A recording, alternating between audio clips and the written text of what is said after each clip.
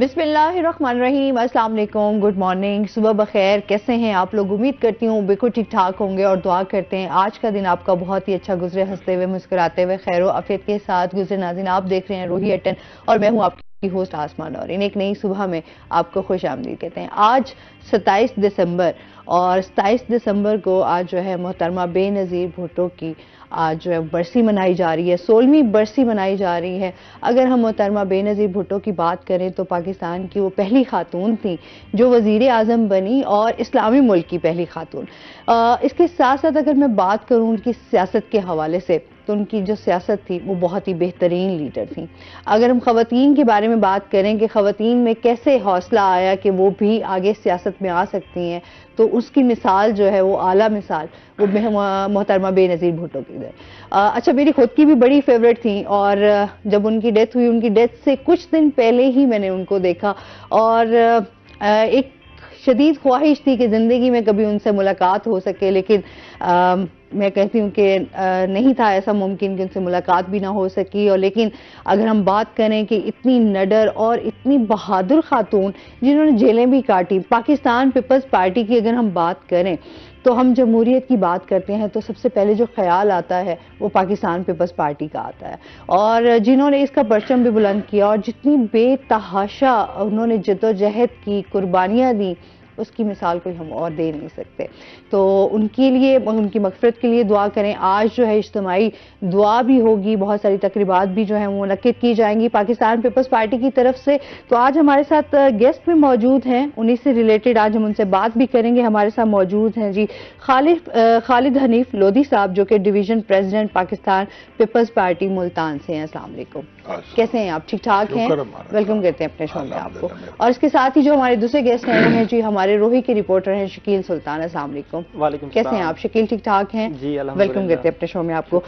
آج ہم شکیل سے تو ان کی بیٹ سے ریلیٹڈ بات کریں گے، ساتھ ساتھ جس طرح میں نے ابھی پروگرام کے سٹارٹ میں بات کی کہ آج ہم محترمہ بے نظیر بھٹو کے حوالے سے بات کریں گے۔ سر، آج کے دن کے حوالے سے آپ کیا کہنا چاہیں گے؟ پاکستان پیپلز پارٹی کی بنیاد قائد عوام ذوالفقار علی بھٹو شہید نے رکھی۔ اس وقت ملک میں سیاست میں جاگیرداروں، سرمایہ داروں، صنعتکاروں اور وڈیرے لوگوں کا تھا۔ تو قائد عوام ذوالفقار علی بھٹو نے پاکستان پیپلز پارٹی کی 67 میں بنیاد رکھی اور اس میں غریب طبقہ، کسانوں، طالب علموں، مزدوروں اور ہر طبقہ فکر کے لوگوں کو اس میں حصے دار بنایا۔ تو جس کی وجہ سے آج پاکستان پیپلز پارٹی جمہوریت کی بات کرتی ہے اور اس جمہوریت کی خاطر ہمارے بنیادی قائد عوام ذوالفقار علی بھٹو نے شہادت پائی، محترمہ بے نظیر بھٹو صاحبہ نے شہادت پائی، میر مرزا بھٹو نے شہادت پائی، یعنی کہ اس خاندان نے، ہم جب لاڑ کرنے جاتے ہیں تو شہداء کی قبریں ہیں۔ تو ہم 4 اپریل کو بھی اور 27 دسمبر کو بھی تمام پارٹی کے عہدیداران، MNAs, MPs اور زیادہ تعداد میں کارکنان لیڈروں کے ساتھ وہاں پر لاڑکانہ نے گڑھی خدا بخش میں حاضری دیتے ہیں اور ان کی مغفرت کے لیے دعا کرتے ہیں۔ اللہ تعالیٰ ان کو جنت الفردوس میں جگہ دے۔ انہوں نے پاکستان کی عوام کے لیے بڑی خدمت کی اور آخر لڑتے لڑتے جمہوریت کی خاطر شہادت پائی۔ بالکل ایسے ہی ہے، میں کہتی ہوں کہ اس دفعہ جب وہ پاکستان آئی تھیں تو بڑا ہی ان کے پاس، میں کہتی ہوں، ایک حوصلہ تھا، بہت خوش بھی تھیں جب وہ پاکستان لوٹی تھیں۔ اس وقت جب وہ پاکستان آئی ہیں تو اس سے بڑی لاہوتی طاقتوں نے ان کو روکا کہ آپ پاکستان میں نہ آئیں۔ تو انہوں نے یہ کہا کہ میں اپنے پاکستان کے عوام کو اکیلا نہیں چھوڑ سکتی، اور وہ پاکستان میں آئیں۔ اور جب وہ آئی ہیں تو ان کی شہادت سے 2 روز پہلے میری ان سے ملاقات ہوئی ملتان ایئرپورٹ پہ۔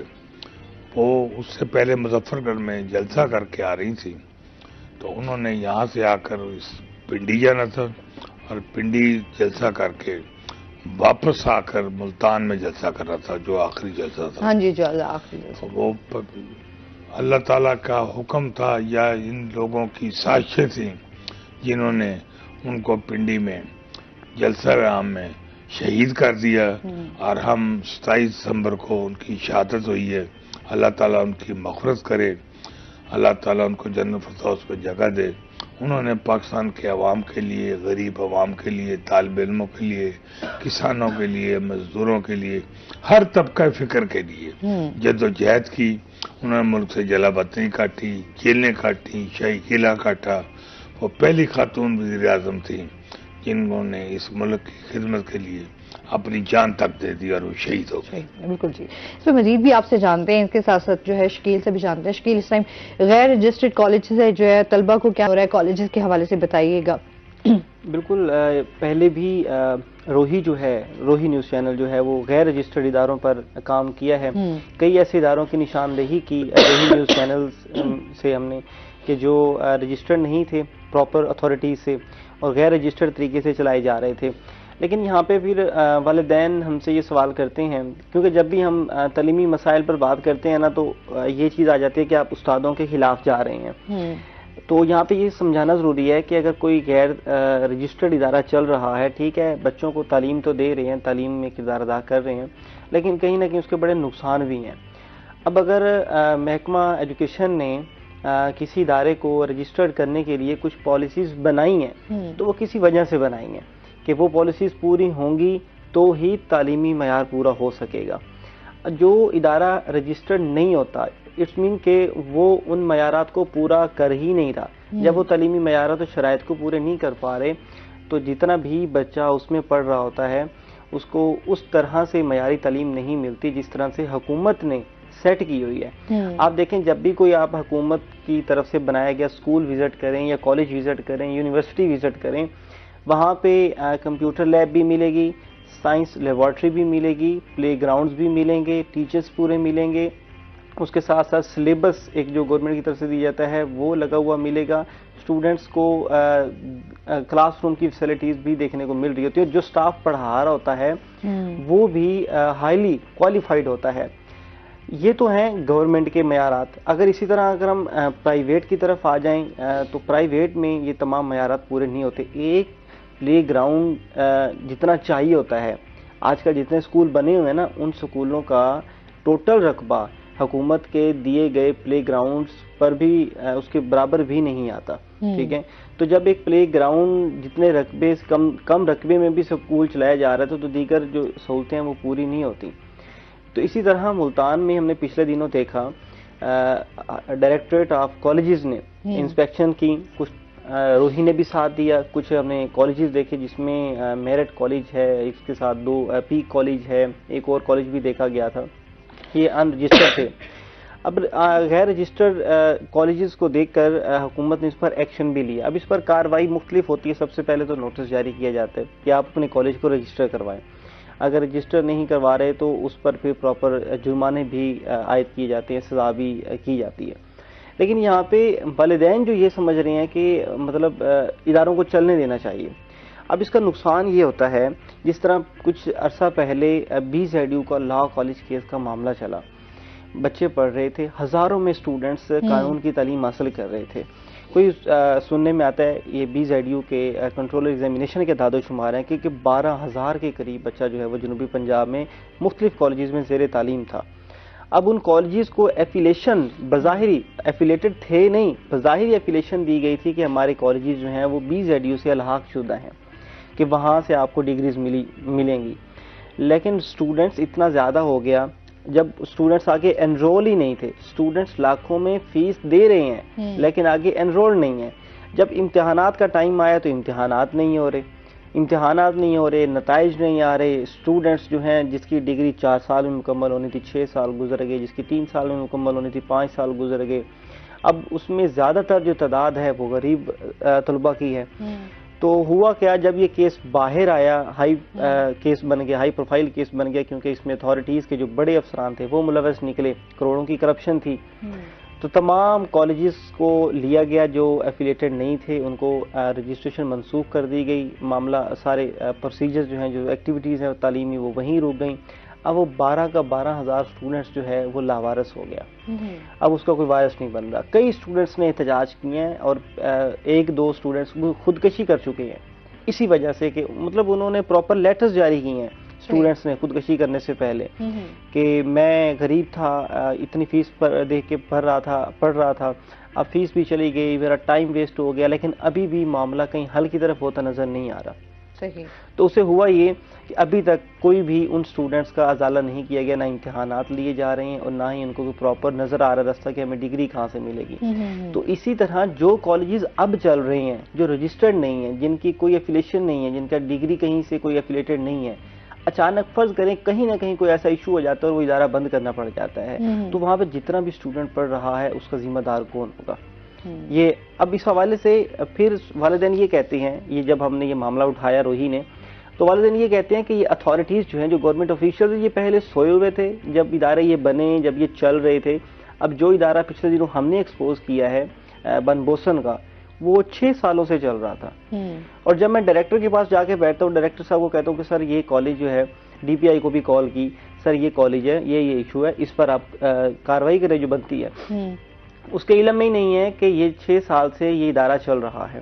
اچھا، میرا خیال ہے کہ ہم لوگ جب یہ بات کر رہے ہوتے ہیں تو ان کے نالج میں ہوتا ہے، جس طرح ہم مافیا کی بات کرتے ہیں، ہم کرپشن کی بات کرتے ہیں، تو ایک جب سے یہ پرائیویٹ کالجز آئے اور تمام چیزیں ہم اپنے ادارے دیکھتے ہیں تو وہاں پر آپ کو اسی طرح کے جو واقعات ہیں وہ زیادہ تر دکھائی دیتے ہیں، کیونکہ لوگوں کے لیے صرف ایک ہی مشن ہے نا کہ پیسہ کس طرح سے کمانا ہے. آپ نے بالکل صحیح کہا ہے کہ ان کے نالج میں ہوتا ہے، لیکن یہ اس ظلم پر خاموشی اختیار کر جاتے ہیں. ٹھیک ہے، اب بھی خاموشی کر رہے تھے، لیکن آپ کو پتہ ہے جب میڈیا کا پریشر بڑھتا ہے تو انہیں پھر کوئی نہ کوئی کارروائی کرنی پڑتی ہے. بیسیکلی پرابلم پتہ کیا آتا ہے، یہ اس طرح کے ادارے بناتے ہیں، یہ تھوڑا سا شہر سے باہر نکل کر ایسے گلیوں میں جا کے بناتے ہیں تاکہ کوئی سامنے بھی نہ آ سکے. اور دوسری بات، ان اداروں میں سب سے زیادہ کھیل وہ پتہ کیا کھیلتے ہیں، یہ ایک مافیا ہے، اس کو کہا جاتا ہے. یہ تو تعلیم جو جب سے کاروبار بنی ہے نا، ایک مافیا بن گیا ہے. یہ کریں گے کیا، یہ کوئی اکیڈمی کھول لیتے ہیں اور اکیڈمی میں ہی یہ تمام تر کلاسز لگا لیتے ہیں. اس میں میٹرک کلاسز لگائیں گے، ہائر کلاسز لگائیں گے.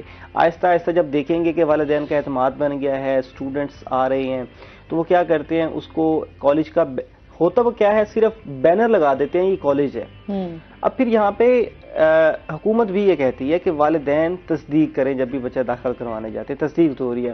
جب بھی ہم کسی ریسٹورینٹ میں جاتے ہیں، شاپ پہ جاتے ہیں، کسی بھی ادارے میں جاتے ہیں، فرنچائز میں جاتے ہیں، تو ہم دیکھتے ہیں کہ جو مینیجر کا روم ہوتا ہے یا کوئی بھی ایک ایسی جہاں پہ نوٹس لگے ہوتے ہیں، وہاں پہ ایک سرٹیفکیٹ لگایا گیا ہوتا ہے کہ ہمارا یہ جو بھی ہماری فرم ہے یہ فلان جگہ سے رجسٹرڈ ہے. ایک تو والدین اس چیز کی تصدیق ضرور کریں کہ آپ کا ادارہ رجسٹرڈ جہاں پہ بچہ پڑھ رہا ہے وہ کہیں سے رجسٹرڈ ہے یا نہیں ہے، وہ تصدیق ضرور ہے. اگر وہ تصدیق کر لیں گے تو اس چیز سے بچ جائے گا. تصدیق پر بھی وہ پریشان ہوتے ہیں کہ تصدیق کیسے کی جائے. اچھا، اس پہ مزید بات کرتے ہیں. ناظرین ابھی ہم نے جانا ہے بریک پہ، ہمارے ساتھ رہیے گا.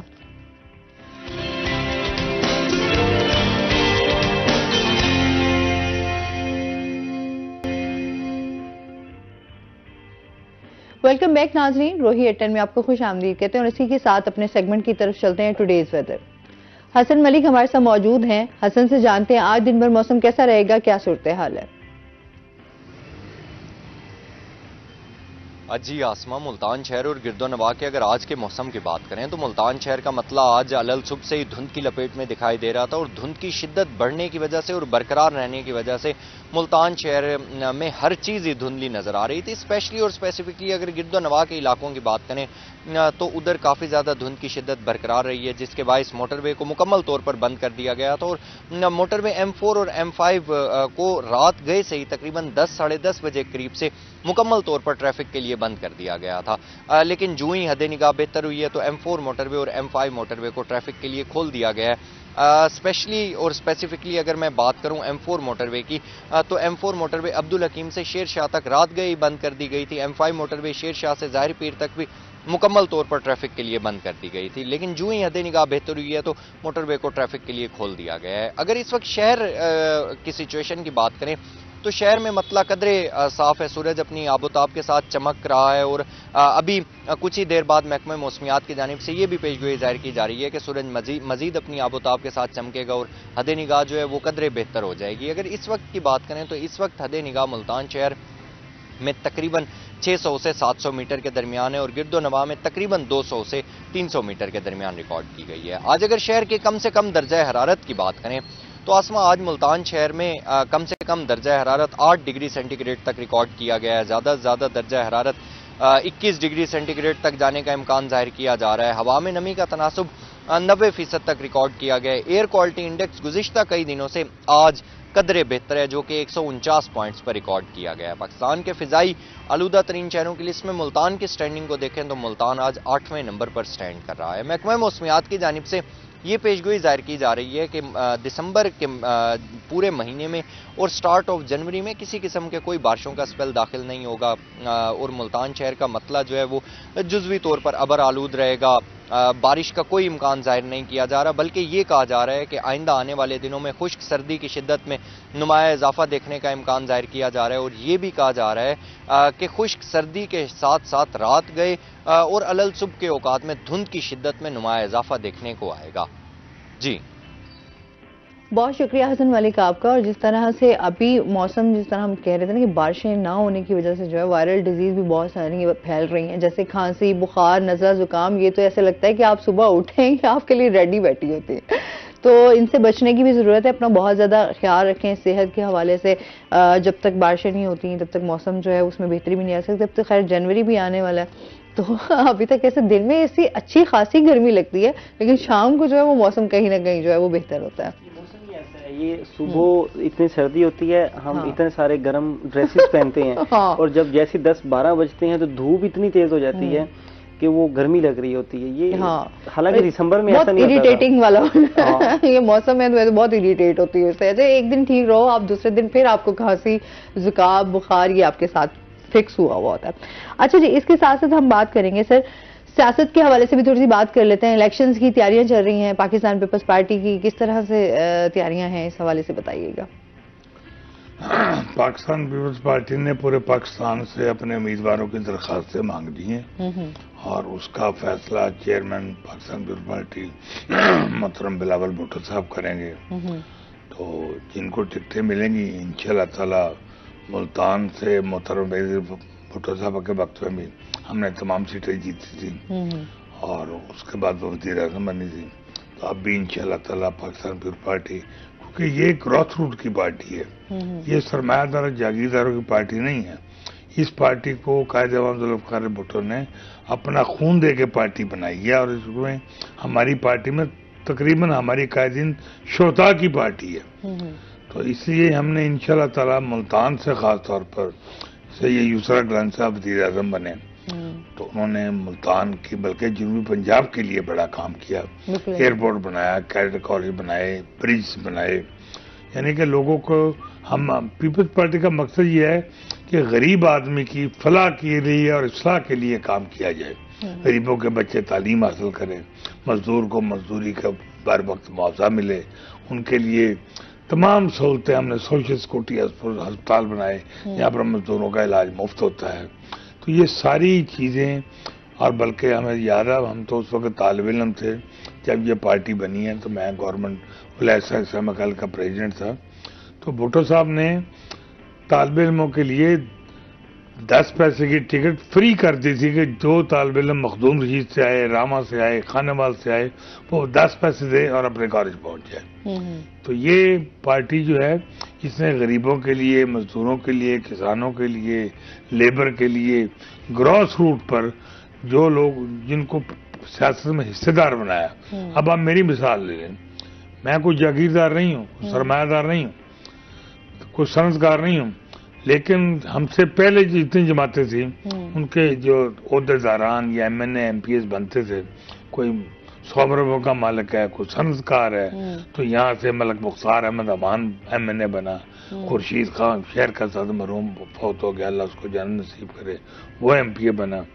तो मकसद कहने का, तो हमने तो मोहतरमा बेनज़ीर भुट्टो साहब ने कायद अवाम ज़ुल्फ़िकार भुट्टो की लेगेसी को लेकर आगे चली और गरीब आदमी को, आज हमारा जिले का सदर देख लें कामरान अब्दुल्ला मडल है, शहर का सदर देख लें नसीम लाबर है, और मुल्तान से senior vice president Punjab Khwaja Rizwan आलम साहब है।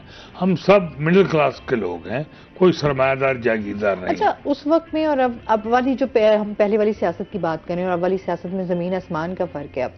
اب تو کہتے ہیں کہ آپ نے سیاست میں آنا ہے تو آپ کے پاس اچھا خاصا سرمایہ ہونا چاہیے تبھی آپ سیاست کر سکتے ہیں. نہیں اس میں کوئی شک نہیں ہے. دیکھو نا جب 70 میں پارٹی بنی تھی اس وقت ملک کی آبادی 3 کروڑ تھی, آج 25 کروڑ ہے. وسائل آج ہم آپ کے ساتھ میڈیا پہ بیٹھے ہیں, کیا اس وقت میڈیا تھا؟ میں وہی کہہ رہی ہوں نا, اب تو ظاہر سی بات ہے جس طرح جدت آتی گئی ماحول اور سچویشن چینج ہو گئی نا, میں آپ سے ایگری کرتا ہوں. لیکن اس کے باوجود ہماری پارٹی میں کوالٹی ہے کہ ہم اگر کسی غریب آدمی کو ٹکٹ دیتے ہیں تو اس کا انتخابی اخراجات کا بھی پورا بوجھ پارٹی اٹھاتی ہے. یہ کسی پارٹی میں پورا بوجھ الیکشن کا ہو, الیکشن ڈے کا ہو, اس کی کمپین کا ہو, تو یہ پاکستان پیپل پارٹی واحد جماعت ہے. آپ اس کی ٹکٹ کو دیکھ لیں, ابھی آپ کے سامنے امیدوار آ جائیں گے تو اس میں کوئی بڑا آدمی سرمایہ دار جاگیردار نہیں ہوگا. تو یہ غریبوں کی جماعت ہے اور غریب کو زبان دی, اس کو اپنے ووٹ کا حق دیا. پہلے تو ایوب خان کے وقت تھا, بی ڈی ممبر بنائے, انہوں نے جا کر انتخابی نشان پھولے. ہم تو اس وقت طالب علم تھے تو جناب تھانے میں جا کے بیٹھ کر بی ڈی ممبران نے ووٹ دے دیا. اب یہ 1 مین 1 ووٹ بھی قائد اعظم ذوالفقار بھٹو کی کاوشوں کر دی جائے کہ آپ بھی آج ووٹ دیتی ہیں, میں بھی ووٹ دیتا ہوں, آپ کا کیمرہ مین بھی ووٹ دیتا ہے, ہر آدمی کو اپنے ووٹ کا حق ملا. یہ پاکستان پیپلز پارٹی کی کوالٹی ہے. اچھا ابھی کیا دیکھتے ہیں, ابھی کیا منشور ہے پیپلز پارٹی کا, ابھی جو وقت اور حالات چل رہے ہیں؟ پاکستان پیپلز پارٹی کا منشور یہ ہے کہ ملک میں جمہوریت بحال ہو. یہ جب تک ملک میں جمہوریت نہیں ہوگی یہ ملک نہیں چل سکتا. بالکل ایسے ہی ہے. اور اس جمہوریت کی خاطر آپ تو خود گواہ ہیں, تو جمہوریت کی خاطر ہمارے قائدین نے شہادتیں دی ہیں. محترمہ وزیر بھٹو شہید ہوئیں, قائد اعظم ذوالفقار بھٹو شہید ہوئے, ان کے بھائی شہید ہوئے. تو مقصد کہنے کا یہ ملک جمہوریت سے ہی چلے گا. یہ کسی سازشی ٹولے کے ساتھ یا کسی کو لا کے بٹھا دیا جائے. ابھی آپ کے سامنے جو حکومت گئی ہے, میں نام تو نہیں لینا چاہتا ان کا, انہوں نے ان کی کارکردگی دیکھ لیں 4 سال میں انہوں نے کیا کیا. ملک میں مہنگائی کا طوفان آ گیا, ڈالر کا پچھلی حکومت پہ تو اس سے بھی زیادہ آیا. چلیں اس کو 4 سال کو تو ہم کہیں کہ انہوں نے کچھ نہ کیا, لیکن ہم دو بندے آئی ایم کے ساتھ معاہدے کر کے گئے. ہم بین الاقوامی اقوام کا حصہ ہیں, وہاں پر جو معاہدے گورنمنٹیں کرتی ہیں اس کے ہم پابند ہوتے ہیں, کیونکہ ہم بین الاقوامی یو این او کے ممبر ہیں, تو ہم نے اس کو لے کر چلنا ہے. لیکن اس کے باوجود آپ یہ دیکھیں کہ ہمارا منشور یہ ہے کہ پاکستان پیپلز پارٹی عوامی جماعت ہے, غریبوں کے بچوں کو. آج بھی ہم بات کرتے ہیں نا, جیسے ایک نعرہ لگا روٹی کپڑا مکان کا, تو آج تک ہم اسی چیز کو دیکھتے آ رہے ہیں. لوگ بھی تو اسی حالات کا شکار ہیں, ابھی بھی لوگ اسی کے لیے دیکھ رہے ہیں کہ روٹی کپڑا مکان. یہ جس طرح کے اس ٹائم بے روزگاری ہے, مہنگائی ہے, لوگوں کے لیے بہت زیادہ مشکلات ہیں. آپ کو میں مثال دوں کہ محترمہ وزیر بھٹو کے نام کا انکم ٹیکس سپورٹ پروگرام بنا, آج بھی بے روزگار خواتین کو ان کے گھر پیسے جاتے ہیں. چلیں یہ تو ایک اچھی بات ہوئی کہ ایک انیشیٹو لیا گیا اور اس کے بعد اس کو برقرار رکھا گیا, چاہے جو بھی حکومت آئی اس نے آگے اس کو لے کر چلے کہ لوگ آج تک جو ہے وہ اس کو بنیاد تو پاکستان پیپلز پارٹی نے رکھی نا, قائد محترمہ وزیر بھٹو صاحب نے رکھی. لیکن ابھی تو وقت اور حالات یہ ہیں کہ کوئی بھی جماعت آتی ہے, کوئی بھی حکومت میں آتی ہے, تو اب تو اس میں لوگ اس ٹائم ریلیف چاہ رہے ہیں. بالکل اب تو لوگوں کے لیے بہت زیادہ ریلیف ہونا بھی چاہیے. ہاں جی بالکل ریلیف محترمہ ہونا بھی چاہیے. دیکھو نا یہ ملک قائد اعظم محمد علی جناح نے مسلمان کو ہمارے لیے ایک علیحدہ خطہ بنایا, جی بالکل ایسے ہی, تو اسی لیے بنایا تھا نا کہ یہ ہمارے مسلمانوں کو, ہماری قوم کو, اس میں عیسائی بھی ہیں دوسری قوم, اور ہم نے اقلیتوں کی جماعتوں کا بھی پورا تحفظ کیا ہے. ان کو بھی رہنے کا پورا حق ہے, وہ بھی اپنی عبادت گاہوں میں, اپنے گرجاؤں میں, اپنی ان کا بھی ہم نے پورا تحفظ کا آئین میں حصہ ڈالا ہے تاکہ وہ بھی ہم پاکستان کے حصے دار ہیں. یہ نہیں کہ یہ صرف ہماری اسٹیٹ ہے. تو انشاءاللہ تعالی آپ دعا کریں کہ ہمیں قومی اسمبلی میں اور صوبائی اسمبلی میں مطلوبہ سیٹیں مل جائیں. انشاءاللہ تعالی ہم پہلے سے بھی بہتر کام کریں گے. چلیں جی, ہم تو چاہتے ہیں اس ٹائم ملک کی بہتری ہو, جو بھی آئے ملک کے بارے میں سوچیں, اقتدار کے چکروں سے سب باہر نکلیں اور ملک کے بارے میں سوچیں. اچھا جی، مزید بھی جانتے ہیں، اس کے ساتھ ساتھ ہم یہ بھی جانیں گے، اس میں ہم کھیلوں کے حوالے سے بات کر لیتے ہیں. اسپورٹس بھی اسی طریقے سے ہی ہم سمجھتے ہیں طلباء کے لیے جو ہے وہ بڑی بہترین ہے. ابھی ایکٹیویٹیز کی ہم بات کرتے ہیں تو کالجز اور یونیورسٹیز میں یا اسکول لیول پہ اس طریقے سے ہوتا نہیں ہے. ابھی BZU کے حوالے سے جان لیتے ہیں کہ اس میں رونقیں لگ گئی ہیں اور جتنے بھی وہاں پر اسٹوڈنٹس ہیں ان کی بھی یوں سمجھ لیں ہیلدی ایکٹیویٹی سٹارٹ ہونے جا رہی ہے. کیا کہیں گے اس بارے میں؟ اس وقت جو دور ہے وہ بڑا، ہم سمجھتے ہیں کہ انٹرنیٹ اور ٹیکنالوجی کی وجہ سے ہم بڑے مصروف ہو گئے ہیں، بہت زیادہ مصروف ہو گئے ہیں. اگر ہم یہی کوئی 10-20 سال، ایون کہ میں اگر اپنا بچپن بھی دیکھوں تو ہمارا بچپن گزرتا تھا، ہم انتظار ہوتا تھا کہ سال میں نا یہ ٹورنامنٹ آئیں گے ہمارے. یہ اگر گورنمنٹ اسکول میں نا یہ لفظ ٹورنامنٹ استعمال کیا جاتا تھا، تو بڑے اسکولوں میں اسپورٹس گالو اس طرح کی ایکٹیویٹیز نام دیا جاتا تھا. تو اب نا انٹرنیٹ اور موبائل، خاص طور پر موبائل کی وجہ سے جب اسٹوڈنٹس جو ہیں وہ ادھر مصروف ہو گئے ہیں. مطلب اسٹوڈنٹس کو چھٹیاں ہوتی ہیں تو ان کے مائنڈ میں یہ ہوتا ہے کہ ہم نے فلاں سیریز دیکھنی ہے، یا یہ گیمنگ کرنی ہے، یا ہم نے یہاں گھومنے جانا ہے. تو کہیں بھی ان کے پلان میں یہ بہت کم نظر آ رہا ہوتا ہے کہ وہ کوئی فزیکل ایکٹیویٹیز کریں گے جس میں وہ کھیلیں گے. تو یہ بھی بڑی ایک ساتھ میں یہ بھی ایک اچھی بات ہے کہ یہی دن، ان دنوں چھٹیاں چل رہی ہیں نا تمام تعلیمی اداروں میں، تو ان دنوں میں تعلیمی اداروں میں کھیلوں کی سرگرمیاں بھی بڑے اچھے طریقے سے پلان کی گئی ہوتی ہیں. لیکن ایک اور چیز جو ہے، اسکول لیول پہ کھیلوں کی سرگرمی تھوڑی کم پلان کی جاتی ہیں، جبکہ کالج اور یونیورسٹی میں زیادہ دیکھی جا رہی ہیں. اب اس وقت BZU میں پچھلے دنوں BZU کی 40ویں ایتھلیٹکس چیمپئن شپ چل رہی تھی. یہ 2 دن رہی ہے. ان 2 دنوں میں بڑے زبردست قسم کے دلچسپ مقابلے کروائے گئے ہیں. صحیح. ایک ہاکی ہے، کرکٹ ہے، فٹ بال ہے، اسکواش ہے، یہ چیزیں تو ہیں ہی ہیں. انہوں نے ساتھ میں یہ جو پرانے کھیل ہیں جس میں اسٹوڈنٹس کی دوڑ لگوانا، ٹھیک ہے، اور ایک کھیل کا نام بڑا عجیب سا ہے، بھاری چیز اٹھا کے کون کتنا دور پھینکتا ہے وہ والا، جمپنگ ان سے کروانا، ٹھیک ہے. اس طرح کے ایتھلیٹکس کے نا اسٹوڈنٹس میں کھیل کروائے گئے ہیں. اب یہ وہ اسٹوڈنٹ، اب یہ ممی ڈیڈی بچے تو یہ کام کر نہیں سکتے، یہ کرتے ہیں دیہات والے اسٹوڈنٹس جو تھوڑے تگڑے ہوتے ہیں صحت میں بھی اور بھاگنے دوڑنے میں، اس طرح کے کاموں میں. تو یونیورسٹی میں جب یہ ایتھلیٹکس چیمپئن شپ اناؤنس کی گئی کہ اسٹوڈنٹس اس طرف آئیں، تو بڑی بدقسمتی یہ چیز، مطلب ہم خود جب گراؤنڈ میں بیٹھے ہوتے تھے، دیکھ رہے ہوتے تھے، ہمارے ساتھ ٹیچرز بھی ہوتے تھے. بہت بڑا گراؤنڈ ہے، ٹھیک ہے، اور اس میں جس دن یہ ایتھلیٹکس چیمپئن شپ شروع ہو رہی ہے صرف کھلاڑی ہیں، دیکھنے والا کوئی نہیں ہے. اچھا، اس پہ بات کرتے ہیں. ناظرین ابھی ہم نے جانا ہے بریک پہ، ہمارے ساتھ رہیے گا.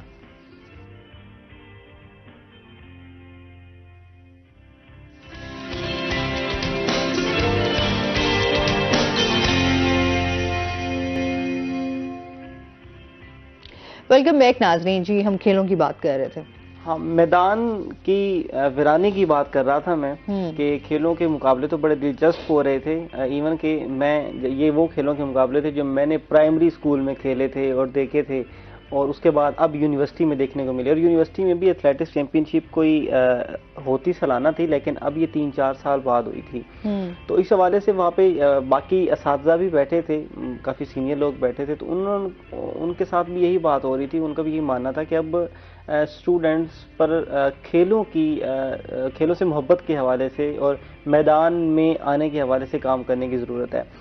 اب اس اسپورٹس گالاز ہوتے ہیں ان دنوں یونیورسٹیز میں، یہ بڑی رنگا رنگ سرگرمی ہوتی ہے اسپورٹس گالا میں. اس میں اسٹوڈنٹس گاڑیوں کی نمائش کرتے ہیں، ناچ گانے کا موقع بھی انہیں مل جاتا ہے، کھانے پینے کی اور کلچرل ایکٹیویٹیز بھی ان کی اچھے سے ہوتی ہیں. تو یہ ایک ہفتے کی ایکٹیویٹی ہوتی ہے. اب پہلے دن یہ جو اوپننگ سیرمنی ہوتی ہے نا اسپورٹس گالا کی، اسٹوڈنٹ صرف اسی کے لیے تیار ہو کے آتے ہیں. اوپننگ سیرمنی پر جو پلے گراؤنڈ ہے وہ بھرا ہوا ہوتا ہے، اسٹوڈنٹس کا بڑا رش ہوتا ہے. ان کے اسٹوڈنٹس اپنے کزنز اور بھائیوں کو بھی لے کے آ جاتے ہیں. اچھا، ایک کال لے لیتے ہیں. السلام علیکم. وعلیکم السلام میم، کیا حال ہے؟ ٹھیک ہے جی، ٹھیک ہے الحمدللہ. رضا ہیں ہمارے ساتھ. جی کیا کہنا چاہیں گے؟ میں رضا بول رہا ہوں ملتان سے. جی تو میں آپ کا پروگرام نا ڈیلی ریگولر دیکھتا ہوں، یعنی کہ آپ کا پروگرام میں دیکھتا ہوں ڈیلی. اچھا. اور میم یہ دوسرا بات، یہ تعلیم کے حوالے سے میں یہ بات کرنا چاہتا ہوں کہ آج کل نا ہر کسی نے اسکول کھولا ہوا ہے. اس کے لیے نا ایک لمٹ ہونی چاہیے. کوئی تعلیم کی نا جو کوالیفائی بندہ ہو، اس کی ایک لمٹ ہو. جو ہماری تعلیم کا نظام خراب ہونے کی بڑی وجہ یہ بھی ہے کہ ہر کوئی تعلیم یہ جو بھی ہو چکی ہے اسکول کھول کے بیٹھ جاتے ہیں, کالج کھول کے بیٹھ جاتے ہیں. اس کے لیے پراپر ایک لمٹ ہونی چاہیے تعلیم کی. ماسٹر ایم فل بھی یہ ہوگا اور ان کو یہ ایشو کرے. ٹھیک ہے جی, بہت شکریہ کال کرنے کا. اچھا, ان کا یہ تھا کہ ہر بندہ جو ہے وہ اسکول گلی محلے میں اسکول جو ہے وہ بنا کے بیٹھ جاتا ہے. یہ انہوں نے مطالبہ کیا ہے نا کہ ایک پراپر اتھارٹی ہونی چاہیے جو اس چیز کو دیکھے. اب دیکھیں قانون تو ہر چیز کے بنے ہوئے ہیں, ایک چیز ان کی لازمی ہے کہ یہ جو پرائیویٹ ادارے دن بدن بڑھ رہے ہیں, اب ٹھیک ہے پرائیویٹ اداروں کا بڑا کردار ہے پاکستان کی تعلیم و تربیت میں, لیکن وہ جو ہر گلی محلے میں ہوتا پتہ کیا ہے, میں نے خود دیکھا ہے, کئی میری یہ آنکھوں دیکھی چیزیں ہیں, میرے جاننے والوں میں سے کئی ایسے ہیں. جب کسی کے پاس, آپ نے بھی ایک دفعہ شو میں کہا تھا کہ جب کسی کے پاس پیسہ پڑا ہوتا ہے تو وہ کسی ایک پڑھے لکھے بندے کو پکڑ کے اس پر انویسٹ کر دیتا ہے, آپ سکول بنا دو. اس کے بعد اور یہ بناتے کیا ہے, ایک چھوٹا سا کوئی کرائے پہ گھر لیا ہوتا ہے یا کوئی گراج ہوتا ہے جس میں چند بچے بٹھاتے ہیں, کلاس روم 2-3 بناتے ہیں, 1-2 وائٹ بورڈ لگائے اور سکول شروع کر دیا. ان پر کوالیفائڈ سٹاف نہیں بیٹھ سکتا. یہ ایک دفعہ میڈیا نے ہی آواز اٹھائی تھی, بیسیکلی یہ میڈیا اور والدین نے مل کے, کہ ایک نا پرائیویٹ سکولوں کو اور کالجز کو کنٹرول کرنے کے لیے کمیٹی بنائی جائے جو ان کی فیسوں کو کنٹرول کرے. کیونکہ آپ یہ بات بڑی یہ ظلم ہے عوام پر کہ پرائیویٹ سکولز جو اپنی فیسیں طے کرتے ہیں اس پر کوئی چیک اینڈ بیلنس نہیں ہے. کون کتنی فیس لے رہا ہے, چارجز پیپر فنڈ کتنے لے رہے ہیں, منتھلی فیس کتنے لے رہے ہیں, ایڈمیشن فیس کتنی لے رہے ہیں. ایک تو اس پر ضرورت ہے. دوسرا, کوالیفائڈ سٹاف نہیں ہے. ان کا بیسیکلی مسئلہ یہ کہ کوالیفائڈ سٹاف نہیں, واقعی ہی کوالیفائڈ سٹاف نہیں ہے. ہر چیز کے لیے پیمانہ مقرر کیا گیا ہے کہ اگر آپ کو ڈاکٹر بننا ہے, ہمارے گیسٹ بھی ایک بڑا اچھی بات کر رہے تھے کہ ڈاکٹر بننا ہے تو MBBS ڈگری چاہیے, ٹھیک ہے. اگر آپ کو کوئی ہنر سیکھنا ہے تو کئی سال چاہیے اس کو کرنے کے لیے. لیکن اب یہ ہوتا ہے کہ جس نے بھی میٹرک کی, انٹر کی, کالج کی, ابھی وہ فری ہے, وہ ٹیچر بن جاتا ہے کہ پارٹ ٹائم کے لیے میں ٹیچر بن جاتا ہوں. موسٹلی تو یہی ہوتا ہے نا کہ اگر کچھ نہیں کرنے کو مل رہا چلو ٹیچر بن جاؤ. اس کا نقصان جو ہے وہ بچوں اور والدین کو ہو رہا ہے, ٹائم بھی ویسٹ ہو رہا ہے, پیسہ بھی. اس حوالے سے ضلعی بیسس پر یہ کمیٹیاں بنائی جائیں جو پرائیویٹ اسکولوں پر نظر رکھیں اور ان کی تمام دیکھیں کیا ان کی جو تعلیمی معیارات ہیں وہ کیسے ہیں.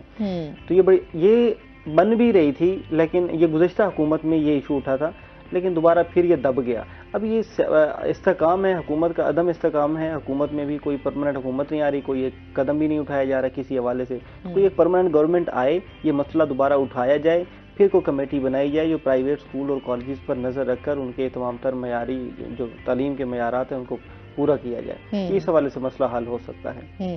وہی بات ہے نا کہ یہ تمام چیزیں تبھی اب بہتر ہوں گی جب تک الیکشن نہیں ہو جاتا. ایسے ہی سر ادارے اور تمام چیزیں بھی ابھی ویٹ کر رہی ہیں الیکشنز ہوں, کوئی بہتری آئے. ایک دوسرے کے ساتھ جڑی ہوئی ہے. جب تک ملک میں جمہوریت مضبوط نہیں ہوتی, لوگوں کو اپنے رائٹس کا نہ پتا ہو, اپنی ڈیوٹیز کا نہ پتا ہو.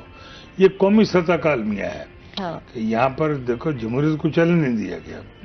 محترم بینظیر بھٹو صاحب ابھی صرف نعروں تک ہی بس محدود رہ گئی ہے, جمہوریت اس طریقے سے قائم ہو. ہم نے تو پریکٹیکل بڑا کام کیا. دیکھو نہیں ہمارے پاس, دیکھو نا, میں آپ کو ملتان کی مثال دیتا ہوں. پاکستان پیپلز پارٹی نے سید یوسف گلنسو کو وزیر اعظم بنایا تو ملتان میں کیڈر کالج بنا, ملتان انٹرنیشنل ایئرپورٹ. اس چیز سے ڈینائی نہیں کرتے کہ ان کی جو انہوں نے کام کیے اگر وہ ترقیاتی کاموں کی طرف آئے تو ہاں جی بالکل وہ اپریشیٹ کرتے ہیں ہمیشہ کہ یوسف رضا گیلانی صاحب کے دور میں بہت سارا کام ہوا ہے. اگر ہم یہاں پر ملتان میں ہو گئے تو بہت ترقیاتی کام تو نہ ہونے کے بعد یہاں پہ آج ہم برانڈز کی بات کریں, کچھ بھی کرتے ہیں تو آپ برج کتنے بنے ہوئے ہیں. مقصد کہنے کا بے انکم ٹیکس سپورٹ پروگرام غریب عورتوں کو, اور وہ یہ ضروری نہیں کہ وہ عورتیں پیپلز پارٹی کی ہوں, یہ میں آپ کو تصحیح کر دوں. وہ غریب عورت کسی جماعت سے تعلق ہے, کسی کو ووٹ دیتی ہے, لیکن اس کا کرائٹیریا ہے کہ وہ واقعی غریب ہے تو اس کو گھر بیٹھے اس کے گھر میں پیسے پہنچتے ہیں. اچھا سر, آپ کے ساتھ ایک اور سوال بھی میرے ذہن میں آ گیا. لاسٹ ٹائم بھی ہمارے ساتھ ایک پاکستان پیپلز پارٹی سے تعلق رکھنے والی خاتون موجود تھیں. یہ پیپلز پارٹی نے ہمیشہ خاتون کو بہت جو ہے عزت دی ہے. ہم تو آپ کو بھی پیپلز پارٹی میں شامل کرنے آئے ہیں کہ آپ بھی خاتون ہیں. یہ اچھا آپ نے جواب دیا ہے.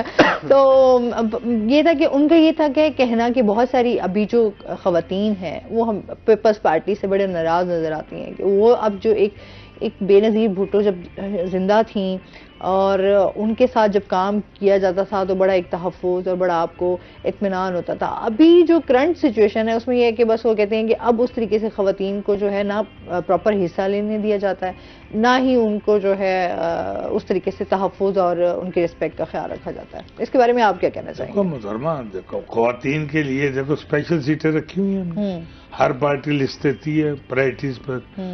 ہم جو تو ہماری ورکر خواتین ہیں جو الیکشن کے بڑی ناراض نظر آتی ہیں کافی، آپ کی جو بہت بڑی جماعت ہوگی نا، جس گھر میں بچے زیادہ ہوں گے تو سارے بچے ماں باپ سے بھی خوش نہیں ہوتے. دیکھو نا، وہ کہتے ہیں چھوٹے سے زیادہ پیار کر رہے ہیں، درمیانہ والا ناراض ہے. یعنی کہ میں اخلاقی باتیں کر رہا ہوں. یہ پیپل پارٹی بہت بڑی جماعت ہے. اس میں اگر کوئی 5-10 دوست یا کوئی رہنما یا کوئی ورکر اکموڈیٹ نہیں ہو سکا، وہ ہم سے ناراض نہیں ہے. یہ جمہوری جماعت ہے، اس کو اپنا حق بیان کرنے کا پورا حق دیا ہوا ہے کہ وہ اپنی قیادت سے بات کرے کہ میرا یہ مسئلہ آپ نے حل نہیں کیا. ہماری یہ ڈیوٹی ہے کہ غریب آدمی کا یا ہمارے ورکر کا، ہم نے ورکروں کا بڑا خیال رکھا. ہم یہ پاکستان پیپلز پارٹی واحد جماعت ہے جس کا ورکروں نے کوڑے کھائے، جیلیں کاٹی، شاہی قلعہ کاٹا، سینٹرل جیل ملتان میں رہا ہوں، ڈسٹرکٹ جیل ملتان میں رہا ہوں، نظر بند ہم رہے ہیں. تو مقصد کہنے کا ہمارا کسی پہ احسان نہیں ہے، پارٹی کے منشور کے لیے لڑ رہے ہیں اور اس پارٹی نے ہمیں عزت بھی بہت دی. اچھا، اس میں مزید بھی ان سے بات کریں گے. ناظرین ابھی ہم نے جانا ہے بریک پہ، ہمارے ساتھ رہیے گا.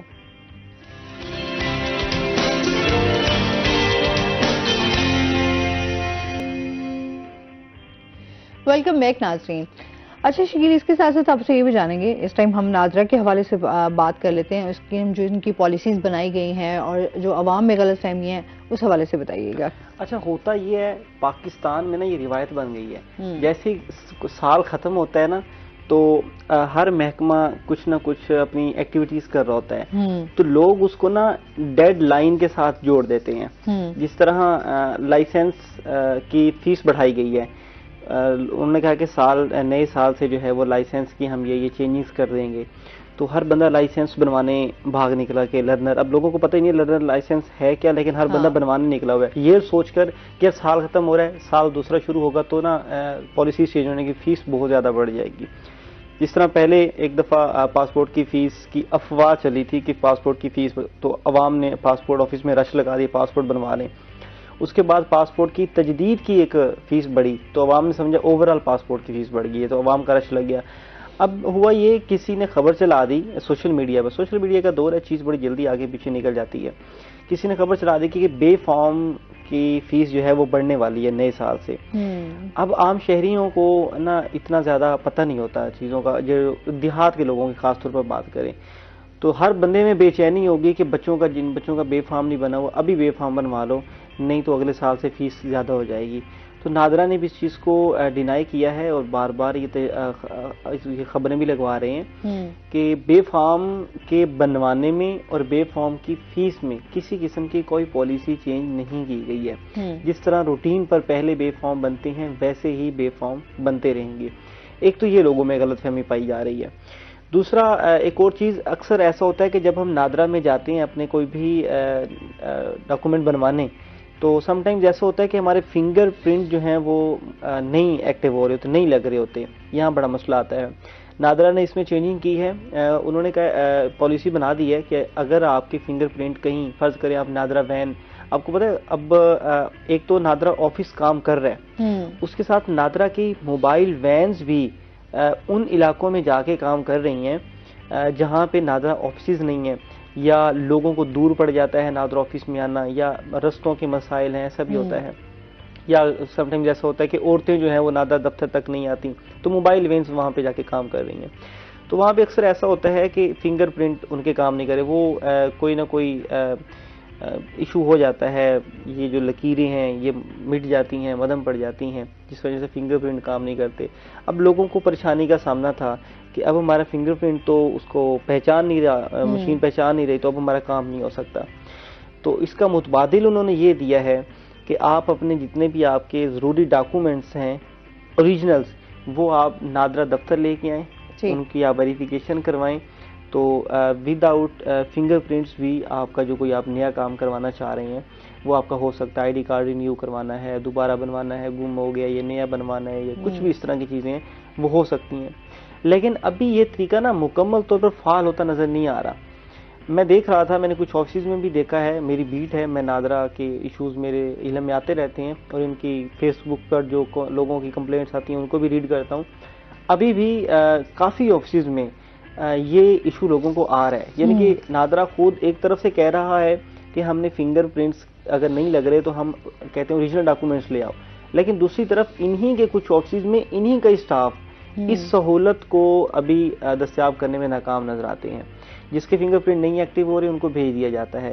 اور کئی دیکھیں نا, ایک بندہ اپنی چھٹی کر کے اتنی دور سے پیٹرول لگا کے مہنگائی کے دور میں اپنے گھر والوں کو لے کے نادرا دفتر جاتا ہے اور وہاں جا کے پتہ چل رہا ہے آپ کے فنگر پرنٹ نہیں کام کر رہے تو ابھی آپ کا کام نہیں ہو سکتا. اب دوسرا متبادل تو اس کے پاس کوئی نہیں, اب نئی فنگر تو نہیں لا سکتا نا, فنگر تو وہی رہے گی اس کی. تو یہاں پہ نادرا سے ہی مطالبہ کیا جاتا ہے, یہ میڈیا کے پلیٹ فارم سے بھی, عوام کی طرف سے بھی آپ نے جو نئی سہولت دی ہے یہ ہر دفتر میں لگائیں. خاص طور پر شہروں میں تو لوگ کروا لیتے ہیں, پڑھے لکھے لوگ زیادہ ہوتے ہیں, ایکٹیو ہوتے ہیں. دیہی علاقوں میں ان کا جو سٹاف ہے وہ عوام کی بات سننے کو تیار نہیں ہے. یہاں پہ عوام کو بھی یہ میں میسج دینا چاہوں گا کہ اب نادرا نے کافی ریفارمز کی ہیں اپنے لوگوں کے ساتھ کنیکشن میں. ایک تو ہر زونل کے فیس بک پیج پہ, ہر زون کے فیس بک پیج پہ ای کچہری ہوتی ہے جہاں پہ ڈائریکٹر جنرل یا ڈپٹی ڈائریکٹر آ کے آن لائن لوگوں کی شکایات سنتا ہے اور انہیں حل کرتے. ایک چیز, جب بھی آپ کسی دفتر میں کھڑے ہوتے ہیں تو وہاں پہ ہیلپ لائن نمبر مختلف جگہوں پہ ہیلپ لائن نمبر دیا گیا ہوتا ہے. آپ کو سٹاف سے مسئلہ ہے یا آپ کا کوئی کام وہاں پہ حل نہیں ہو رہا, وہیں کھڑے ہو کر آپ ہیلپ لائن نمبر ملائیں اور وہاں اپنی شکایت درج کروائیں, آپ کا مسئلہ بھی وہاں پہ حل کیا جائے گا. ایک اور چیز, کچھ ایسے علاقے ہیں جہاں پہ نادرا آفسز جو ہیں وہ تھوڑے دور دور ہیں, تو لوگ جب جاتے ہیں وہاں رش بہت زیادہ ہوتا ہے, لمبی لمبی لائنیں لگی ہوتی ہیں.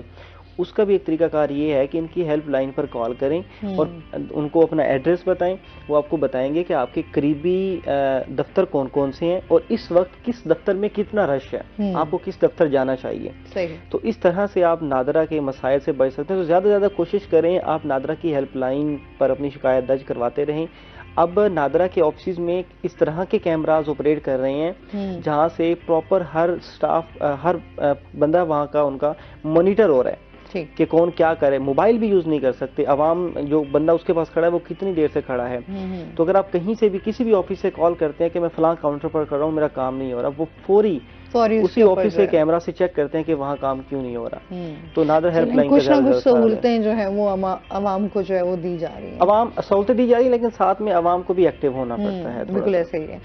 اچھا سر, ہم بے نظیر بھٹو صاحبہ کے حوالے سے یہ بھی بات کریں گے, ان کی جو سیاست تھی اور جو ان کی ذاتی زندگی تھی کس طرح کی, آپ کو بھی ان سے ظاہر سی بات ہے ان سے ملنے کا آپ ساتھ بھی رہے, کیا کہیں گے اس بارے میں, کس طرح کی محترمہ بے نظیر بھٹو صاحب بڑی نیک خاتون تھی, نماز پڑھتی تھی, روزے رکھتی تھی, اللہ کو یاد بھی کرتی تھی.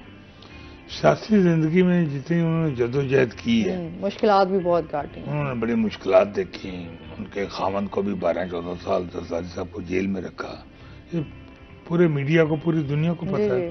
لیکن اس کے باوجود بھی انہوں نے غریب عوام کا اور پارٹی کے بارکروں کا اور جدوجہد کا ساتھ نہیں چھوڑا.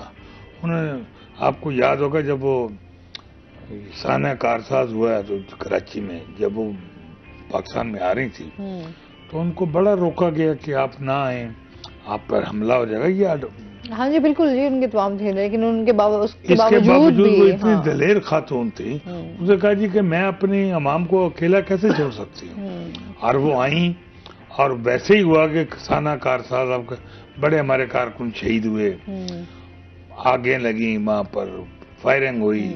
تو یہ سارا کچھ انہی لوگوں نے کیا جو اس ملک میں جمہوریت کے نظام کو نہیں برداشت کرنا چاہتے. ہم نے پاکستان پیپلز پارٹی نے قائد سے لے کر محترمہ بے نظیر بھٹو صاحبہ تک شہادت جنہوں نے پائی ہے, اور جو اب بھی چیئرمین بلاول بھٹو صاحب, زرداری صاحب کام کر رہے ہیں, ہم نے صرف اس ملک کی بقا کے لیے, جدوجہد کے لیے, غریب عوام کو روزگار ملے, طالب علم کو تعلیم ملے, خواتین کا حقوق ملیں, یعنی تمام چیزوں کا خیال جو ہے رکھا جائے. سر بہت شکریہ آپ کا, آپ ہمارے ساتھ رہے. اس کے ساتھ ہی شکیل آپ کا بھی بہت شکریہ. ناظرین ابھی ہم نے بریک پہ جانا ہے, ہمارے ساتھ رہیے گا. جب ہم بریک سے واپس آئیں گے تو ہمارے ساتھ کچھ اور گیسٹ موجود ہوں گے.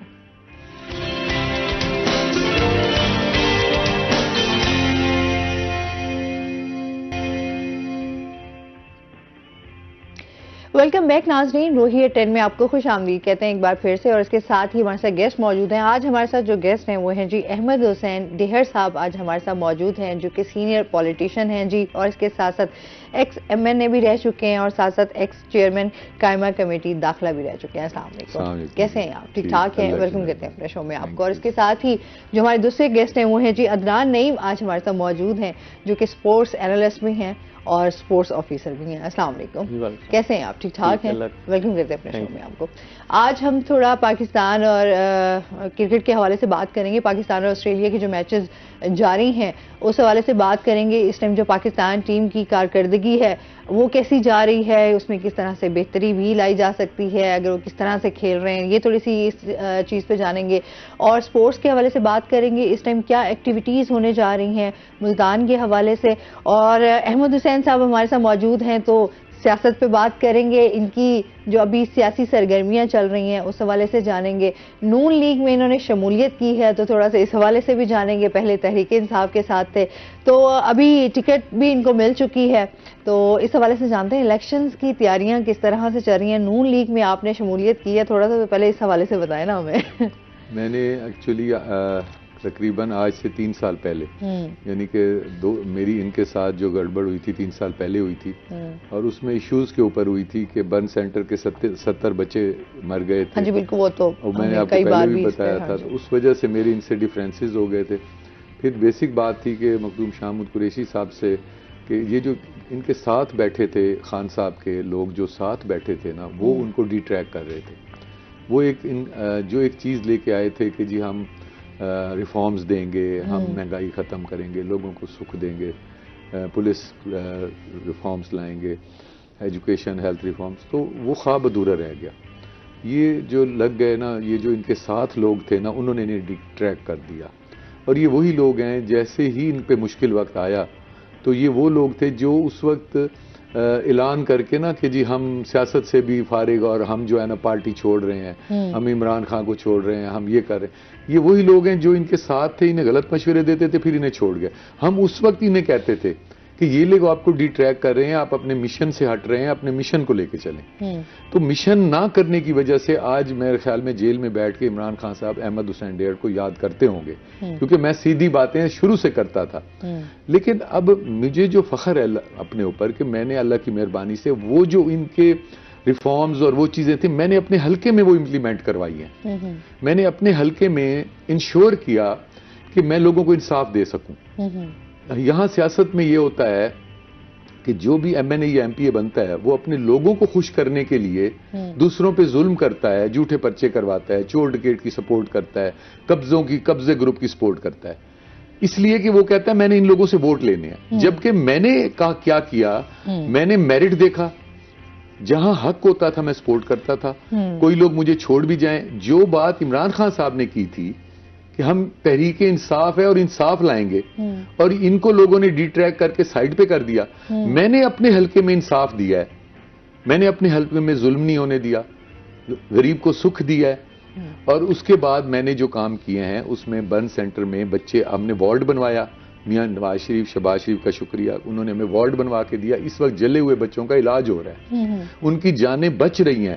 دس is the practical work which I had done in these 5 years.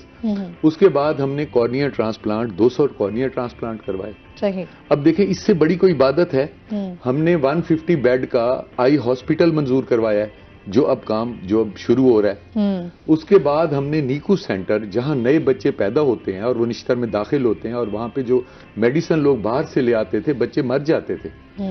مطلب وہ ایک باپ اپنی خامد بیوی کو کہہ رہا ہے کہ 40,000 کا اس کو انجیکشن لگتا ہے، میرے پاس پیسے نہیں ہے، یہ مر جائے ہم اور پیدا کر لیں گے. یہ حالت تھی. اس کا میں نے سی این ای اس کا اپروو کرایا، ایس این ای اس کا اپروو کرایا، اور اس کی اب فنڈنگ ہو رہی ہے. مطلب لوگوں کے بچوں کی ہم نے جانیں بچائی ہیں. وائس کنٹرول ویل چیئر کا پروجیکٹ ہمارا ان پروسیس ہے، اس میں وائس کنٹرول ویل چیئر لوگوں کو مفت ملے گی. اس کے بعد بریل پرنٹنگ پریس ہے.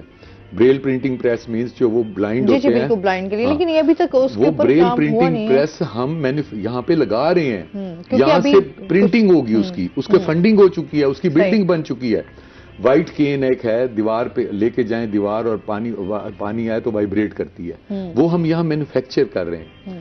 اور اس کے علاوہ ہم نے جو کام کیے ہیں یہاں پہ، مطلب ڈیولپمنٹ کے کام اگر آپ کو معلوم، متی تل روڈ جہاں لوگ مر جاتے تھے، 1122 سینٹر میں نے اپنی زمین 4 کنال دی ہے، 40 کروڑ کی زمین ہے، اس میں بن رہا ہے سیکریٹریٹ کے سامنے، آج آپ جا کے دیکھ سکتے ہیں.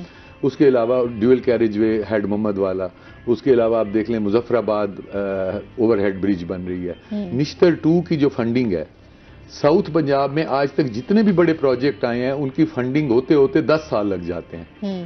یہ میں تھا اللہ کی مہربانی سے، میں آج شکریہ ادا کرتا ہوں عبداللہ سنبل صاحب مرحوم کا جو چیف سیکرٹری تھے، ان کو میں نے محنت کر کے انہیں قائل کیا اور انہوں نے فل فنڈنگ کروا دی نشتر 2 کی. آج نشتر 2 شروع ہو رہا ہے. دیکھیں یہ وہ کام ہے. اچھا ساؤتھ پنجاب سیکریٹریٹ دیکھ لیں، ہمارے بزرگوں کی زمین ہم نے دی، اس پہ بن رہا ہے یہ ساؤتھ پنجاب سیکریٹریٹ، اور یہ بہاولپور میں بن رہا تھا. اور میں نے استعفیٰ دیا تھا چیف منسٹر کو کہ اگر ملتان میں آپ نے آدھا نہ بنایا تو میں استعفیٰ دے دوں گا.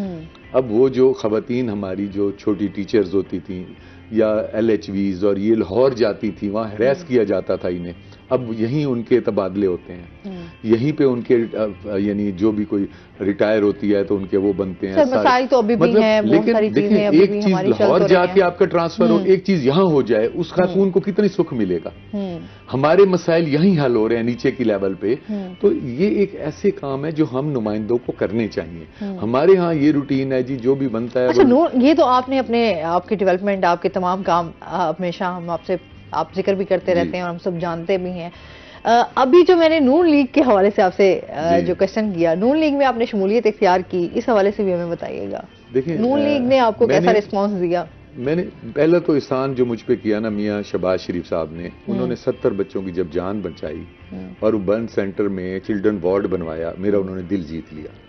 لیکن آپ پہلے نون لیگ کے خلاف آپ پہلے بھی بولتے تھے. میں کوشش کرتا تھا، دیکھیں ہم عمران خان کو ارطغرل کہتے تھے. ہاں بالکل جی، آپ ارطغرل میں خود کہتا ہوں، میں ارطغرل کہتا تھا. لیکن ارطغرل کو ان کے ساتھیوں نے ڈی ٹریک کر دیا، انہوں نے ڈی ٹریک کر دیا، آج انہیں جیل تک پہنچا دیا. اچھا آپ کو وارملی جو ہے وہ ویلکم کیا گیا نون لیگ میں؟ جی وارملی ویلکم اس لیے کیا گیا ہے کہ میں نے یہ سوچا اس کے بعد کس پارٹی کو جوائن کروں. تو میں نے دیکھا کہ یہ وہی پارٹی ہے جس نے موٹر ویز بنائے ہیں، یہ وہی پارٹی ہے جس نے پچھلے دور میں اگر لوڈ شیڈنگ ختم کی تھی، انہوں نے ایٹمی دھماکہ کیا تھا، سی پیک انہوں نے شروع کرایا تھا، ابھی پچھلے دور میں انہوں نے اپنا رشیا سے جہاز کا تیل بھی منگوایا ہے. اچھا ایک کال لے لیتے ہیں. السلام علیکم. السلام علیکم جی. ہیلو. السلام علیکم. وعلیکم السلام جی. عبداللطیف ہیں ہمارے ساتھ، کیا کہنا چاہیں گے؟ کیسی ہیں آپ؟ جی الحمدللہ بالکل ٹھیک.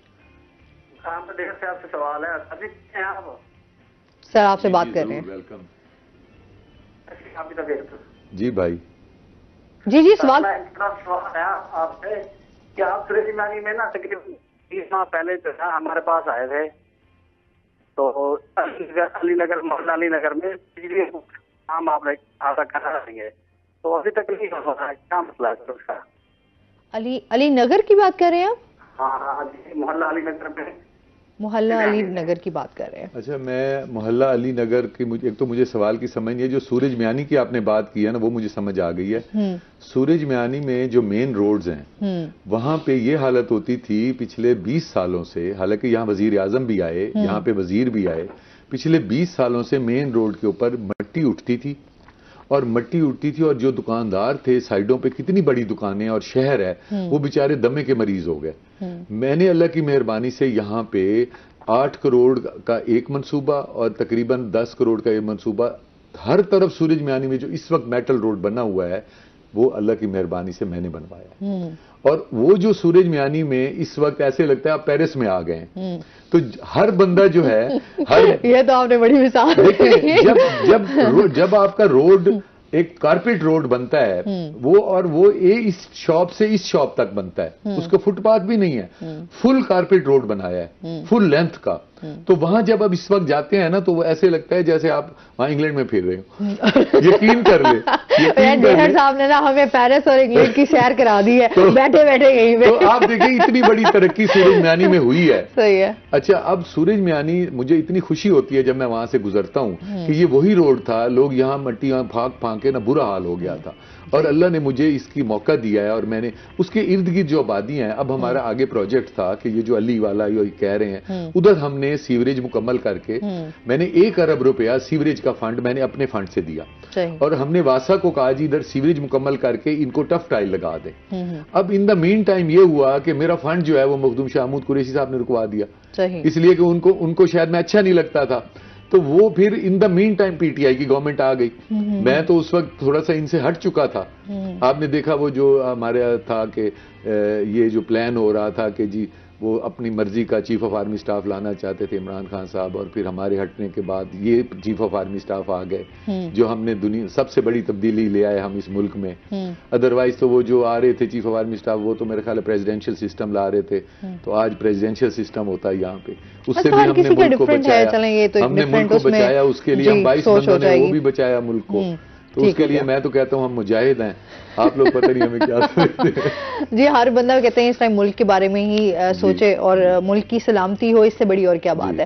اچھا جی ادنان سے جانتے ہیں, ادنان اس ٹائم جو ہے ہم پاک اور آسٹریلیا کی بات کر لیتے ہیں, اس ٹائم کیا صورتحال چل رہی ہے, کیا کہیں گے پاکستان کی ٹیم جو ہے وہ کس طرح سے چل رہی ہے؟ دیکھیں اس میں کافی سارے عوامل ہیں, کیونکہ ہم ورلڈ کپ جو ہے وہ کافی ایک لمبا ٹور ہوتا ہے, اس سے آئے تھے, تو اس کے آتے ہی ہمارا کیپٹن چینج ہو گیا اور سلیکٹرز بھی کچھ چینج ہوئے ہیں, کوچز وغیرہ, انٹائرلی ایک ڈفرنٹ ہم نے ٹیم بنا کے وہاں بھیجی, تو وہ ٹائم لیتی ہے. جہاں سیاست کی اتنی گہما گہمی چل رہی ہے نا, وہاں میچز کی بھی چل رہی ہے. جی بالکل, پاکستان میں پالیٹکس تو ہے ہر جگہ, تو اس میں کافی چیزیں پھر عوامل جو ہیں جب انوالو ہوتے ہیں تو چیزوں کو سٹیبل ہونے میں نا بہت ٹائم لگتا ہے.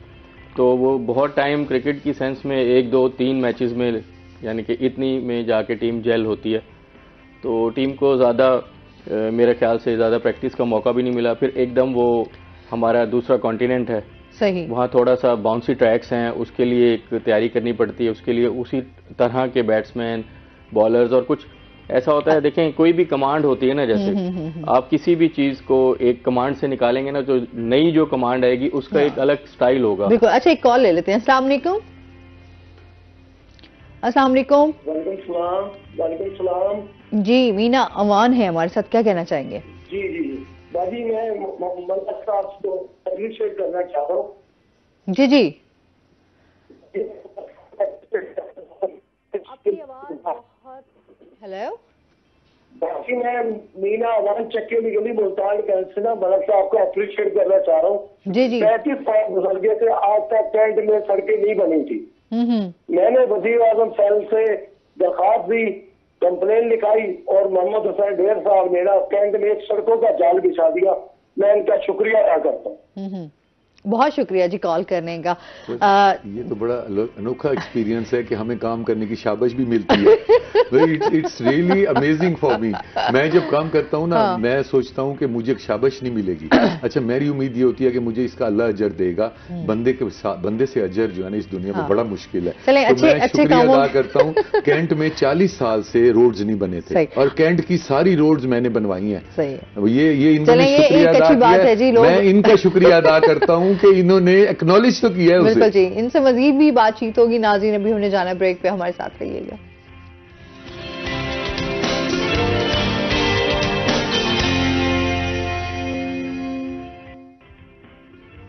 ویلکم بیک ناظرین. جی عدنان سے ہم بات کر رہے تھے اسپورٹس کے حوالے سے, پاکستانی ٹیم اور آسٹریلیا کا. جی میں بتا رہا تھا آپ کو کہ جیسے ہماری ٹیم کو اتنا ٹائم نہیں ملا, جیسے ورلڈ کپ ختم ہوا تو ورلڈ کپ کا بھی اختتام کوئی ہمارے لیے اچھا نہیں ہوا. ہماری ٹیم بہت چیزوں میں جو ہے وہ پیچھے رہ گئی. اس میں یہ کہہ سکتا ہوں کہ بہت سارے پلانز ہوتے ہیں نا, کلک نہیں کر پاتے کبھی کبھی, تو آپ کو وہ ریزلٹس نہیں ملتے. تو اس کے بعد پھر ایک دم ہم لوگ ڈسکریج ہو جاتے ہیں. اور ایک جیسے کیپٹن ہے اس نے بہت کچھ کیا ہوا تھا ہمارے ملک کے لیے, ہم نے جو ہے اس کو فوراً ہٹا دیا. حالانکہ یہ تو جیسے باہر کے ملکوں میں ہے نا یہ طریقہ کہ وہ خود بخود ہی ہٹ جاتے ہیں اس عہدے سے اگر وہ پرفارم نہیں کر پاتے. تو صرف اس کی نقل کرنے کے لیے ہمارے ملک میں بھی یہ چیز اس کو جو ہے نا زبردستی کر دی جاتی ہے کہ جی اگر ہم کیپٹن کو ہٹا دیں گے تو لوگ جو ہیں وہ سیٹسفائی ہوں گے یا ان کو تھوڑا سا یہ ہوگا کہ کچھ کریں. بات کیپٹن کو ہٹانے کی نہیں ہوتی, کیپٹن نے گراؤنڈ میں کھیلنا ہوتا ہے. تو وہ جو ایک ٹیم لے کے جانی ہوتی ہے 16 لوگوں کی, اس کے پیچھے بہت سارے لوگ انوالو ہوتے ہیں. آپ ان لوگوں کو ہٹائیں, ان لوگوں میں آپ فلٹر کریں تو ٹیم خود بخود اچھا رزلٹ دے گی. دیکھیں اب جیسے ایک پی سی بی میں بہت عرصہ ہو گیا الیکشن ہی نہیں ہوئے, تو جو پیٹرن اینڈ چیف آتے ہیں وہ اپنی مرضی سے بندہ لگا دیتے ہیں, تو وہ اس کو کرکٹ کا پتہ بھی نہیں ہوتا, تو وہ کیسے ادارہ چلائے گا. بہت سارے لوگ ہیں, میں نام نہیں لینا چاہتا, ان کا کرکٹ سے تعلق بھی نہیں ہے. وہ آپ نے اگر کوئی ادارہ تباہ کرنا ہے نا, آپ اس کو ایک ڈی میرٹ کر دیں اس ادارے کو نا, وہاں میرٹ ہی نہ ہو. وہ اگر کوئی بیل گاڑی چلانے والا نا, اس کو گدا ریڈی چلانے والے کو وہاں لگا دیں, وہ نہیں چلا سکے گا بیل کو, ریڈی پہ تو بیٹھا رہے گا وہ. تو یہ ہمارا یہ بہت کیا کہوں, انفارچونیٹلی ہمارے ملک میں ایسا ہو جاتا ہے. تو ایک دم چیزیں چینج کرنے سے چیزیں, دیکھیں فوج آگے لڑ رہی ہے تو آپ اس کا جرنیل چینج کر دیں ایک دم, تو وہ جو جرنیل لڑ رہا تھا اس کا ایک الگ ذہن تھا.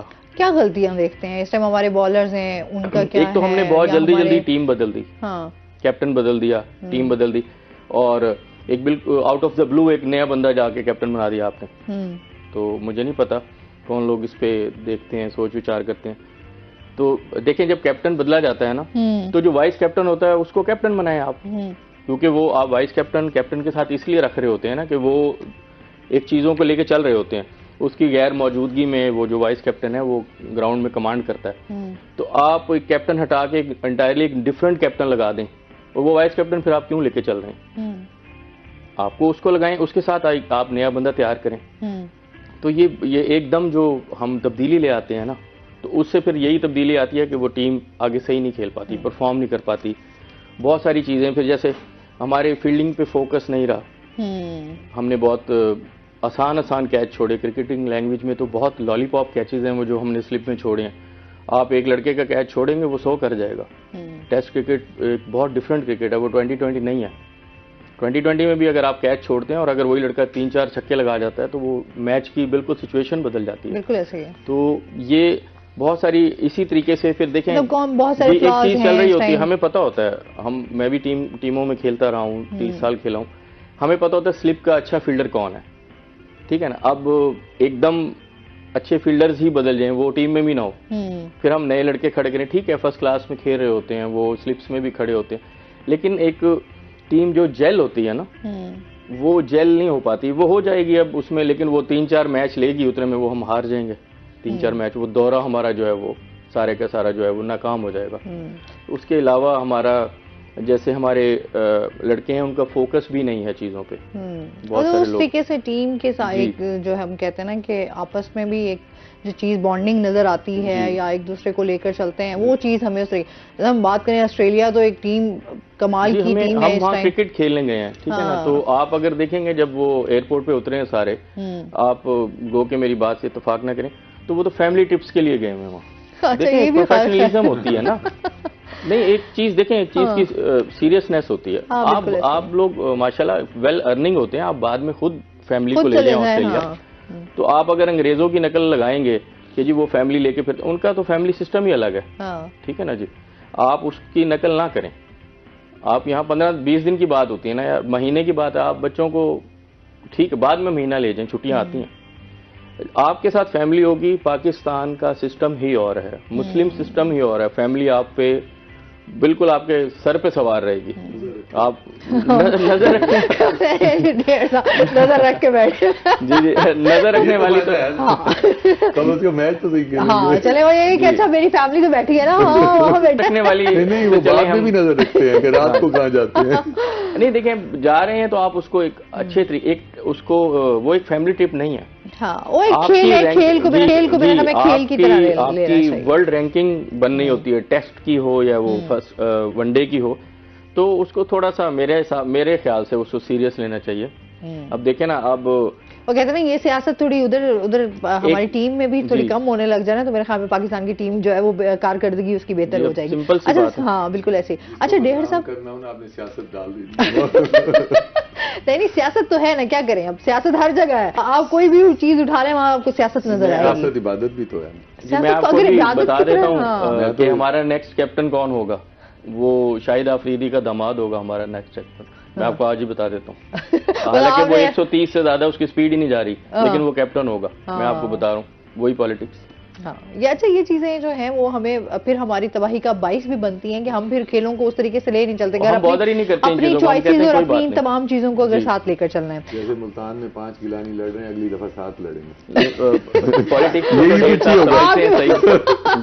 ہر جگہ فیملیاں چل رہی ہیں. ہاں اچھا ڈیہڑ صاحب ابھی کیا الیکشن کی تیاریوں میں کس طرح سے آپ تھوڑا سا ہمیں اس حوالے سے بھی بتائیں کس طرح کی تیاریاں چل رہی ہیں, حلقے میں کیا کیا مسائل چل رہے ہیں, عوام کس طرح سے جو ہے آپ کو رسپانس دے رہی ہے, اس حوالے سے بھی بتائیے گا. میں نے ماسز میں کام کیا ہے اور میں نے لوگوں کو ڈیلیور کیا ہے. مطلب یہاں پہ انصاف جو ہے نا وہ ہم نے پرووائڈ کیا ہے پچھلے دور میں. یہاں ہمارے یہاں ایک روٹین تھی پہلے کہ وہ یہ جو لوگ کام کرنے ووٹ دیتے تھے نا وہ کام کرانے آتے تھے. کبھی ان سے یہ نہیں پوچھا جاتا تھا کہ آپ میرٹ پہ ہیں. وہ دیکھتے تھے انہوں نے 5000 ووٹ دیا تو کام کریں, ان کو پرچہ کرائیں, جو کریں ان کا کرا دیں. پہلی دفعہ میں نے اس علاقے میں ایک روٹین چینج کی ہے کہ جو آپ کو کام کرانے آئے میرٹ دیکھیں. یہ دیکھیں آپ کسی پہ ظلم تو نہیں کر رہے. دیکھیں ہم جب ایم این اے بنتے ہیں نا اس کا مقصد کیا ہوتا ہے, we are the representative of the people. لیکن لوگ آپ سے بڑے ناراض بھی رہے ہیں ڈیہڑ صاحب کہ آپ نے جب ایم این اے بن گئے تو اس کے بعد پھر آپ نے جو ہے وہ پتہ نہیں کیا. سب سے زیادہ تو میں ہر ہفتہ اتوار یہاں ہوتا تھا, میں سب سے زیادہ تو میں انٹیکٹ تھا, میں تو جلسے بھی کرتا رہا اس دور میں. تو میرا کہنے کا مقصد یہ تھا کہ یہاں ایک نئی میں نے پالیٹکس انٹروڈیوس کرائی ہے. پہلے جو یہاں پہ گیلانی اور بوسن یہ تھے نا وہ مطلب چوروں کی سپورٹ کر رہے ہیں, ان کا رسہ جھل بن رہے ہیں, ڈکیٹ چھڑوا رہے ہیں. میں نے وہ چیز نہیں ہونے دی. میں نے ایک جو چینج میں لایا ہوں نا اس پالیٹکس میں کہ میں نے میرٹ دیکھنا ہے. ووٹ دیکھیں, ہم سیاستدان یہ سمجھے نا کہ ہم نے ووٹ جو ہے یہ غلط کام کر کے ووٹ اپنا کرنا ہے, اس طرح نہیں ہوتا. آپ میرٹ پہ لوگوں کو انصاف دیں اور ووٹ آپ کو اللہ پہ بھروسے پہ رہیں. اللہ دلوں میں ڈالتا ہے نا, ووٹ ڈالنے کے لیے اللہ دلوں میں ڈالتا ہے. تو میں نے تو یہی ایک چینج لایا ہوں.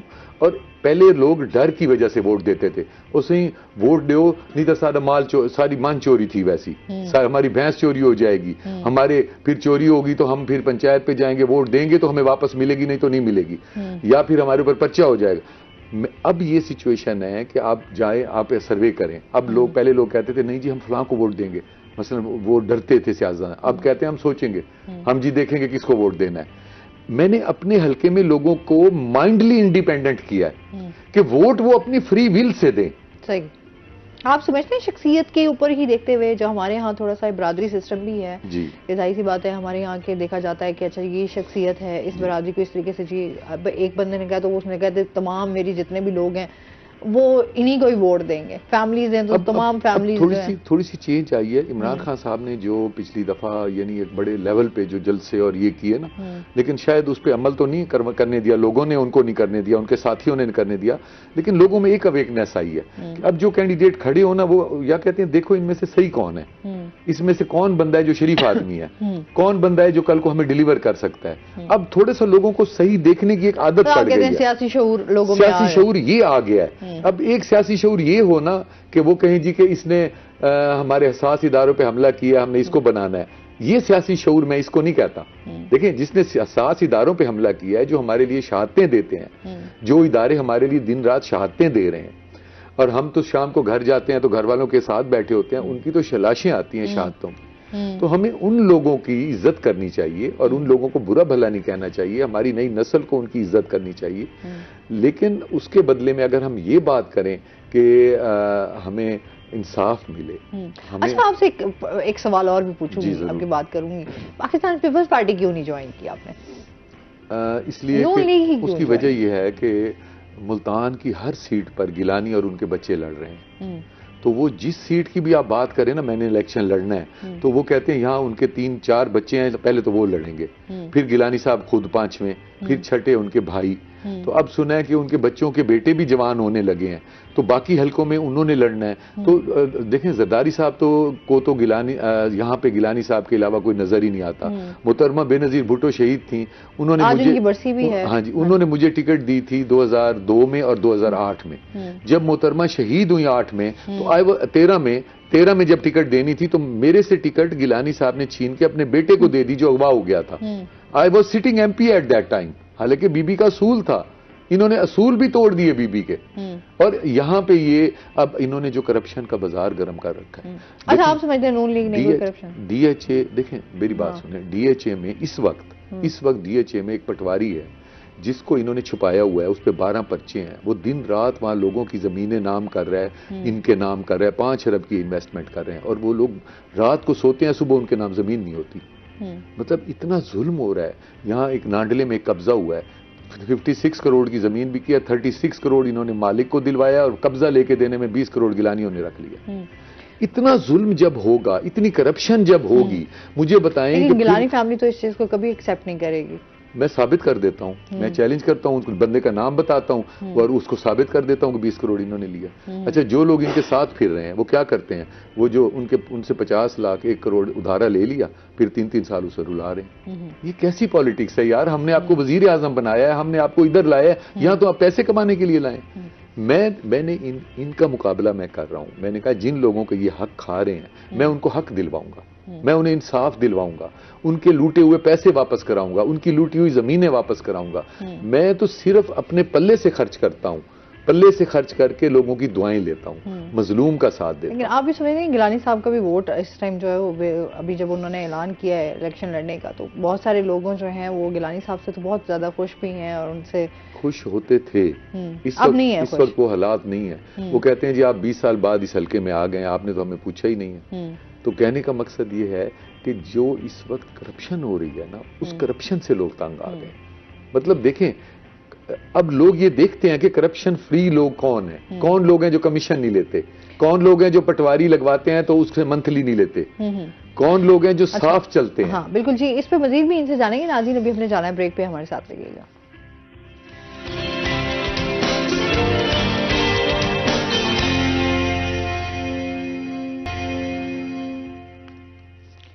ویلکم بیک ناظرین، روہی ایٹن میں آپ کو خوش آمدید کہتے ہیں.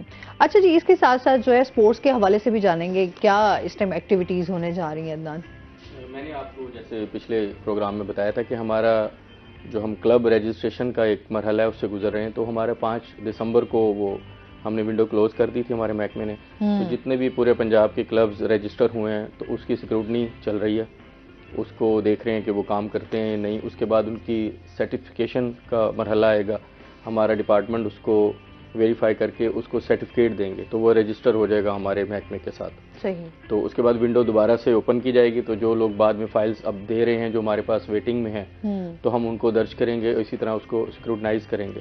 صحیح. اس کے ساتھ ساتھ ہمارا انڈر 16 ٹیلنٹ ہنٹ پروگرام چل رہا ہے جو پچھلے سال بھی تھا اور اب بھی چل رہا ہے.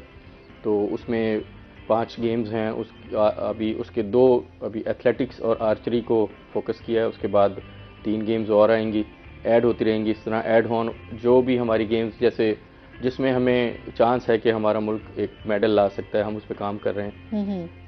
کیونکہ بیسیکلی تقریباً 40-42 ایسوسیشنز ہیں مختلف کھیلوں کی جو پاکستان میں کام کر رہی ہیں.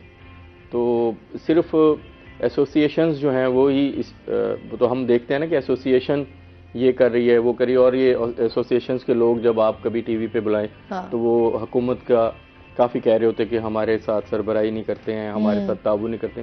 بالکل تعاون ہوتا ہے ہر جگہ، یہ آپ اس کو ذہن سے نکال دیں. بے شک کم ہوتا ہے، فائنینشلی طور پہ کم ہی ہوتا ہے کیونکہ ہماری گیمز بہت ہے نا. تو ہمارے صوبائی لیول پہ بھی ہم اس کو بالکل ان لوگوں کو ہم لوگ اپنا ہی مانتے ہیں اور وہ ہمارے ساتھ پیرل کام کر رہے ہوتے ہیں اولمپک ایسوسیشن. تو اس میں یہ کہوں گا اپریشیٹ بھی کروں گا. ابھی میں آپ کو جیسے ہمارے فخر شاہ صاحب ہیں وہ بیس بال کو لے کے چل رہے ہیں، پریزیڈنٹ ہیں ہمارے. تو وہ آپ کی جو رینکنگ ہے کسی بھی گیم کی وہ پارٹیسپیشن سے بنتی ہے. جیسے ایشیا کپ آ جاتا ہے یا کوئی بھی ان کے ٹورنامنٹس ہوتے ہیں، چیمپئن شپس ہوتی ہیں، اس میں جو گیم پارٹیسپیٹ کرے گی جو ملک، اس کی رینکنگ اس حساب سے بنے گی.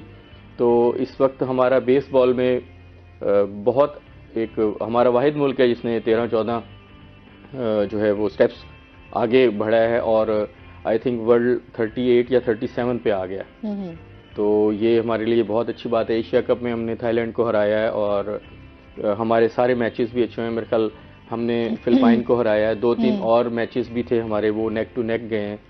تو ہماری بیس بال میں بھی بہت اچھا پاکستان کا نام روشن ہو رہا ہے. تو یہ ایمرجنگ گیمز ہیں, اس کو بھی ہمیں کرکٹ کے علاوہ ہمیں ان گیمز پہ بھی فوکس کرنا چاہیے اور ہمارا محکمہ کافی حد تک کر بھی رہا ہے. تو میں انہی لوگوں کو اپریشیٹ کرتا ہوں. جیسے فٹ بال میں ہم نارملائزیشن کے دور سے گزر رہے ہیں. فیفا نے ہماری ممبرشپ بھی ختم کر دی تھی اور کافی ساری چیزیں, گو کہ ہم اس میں بہت پیچھے ہیں, 180 نمبر پہ تھے.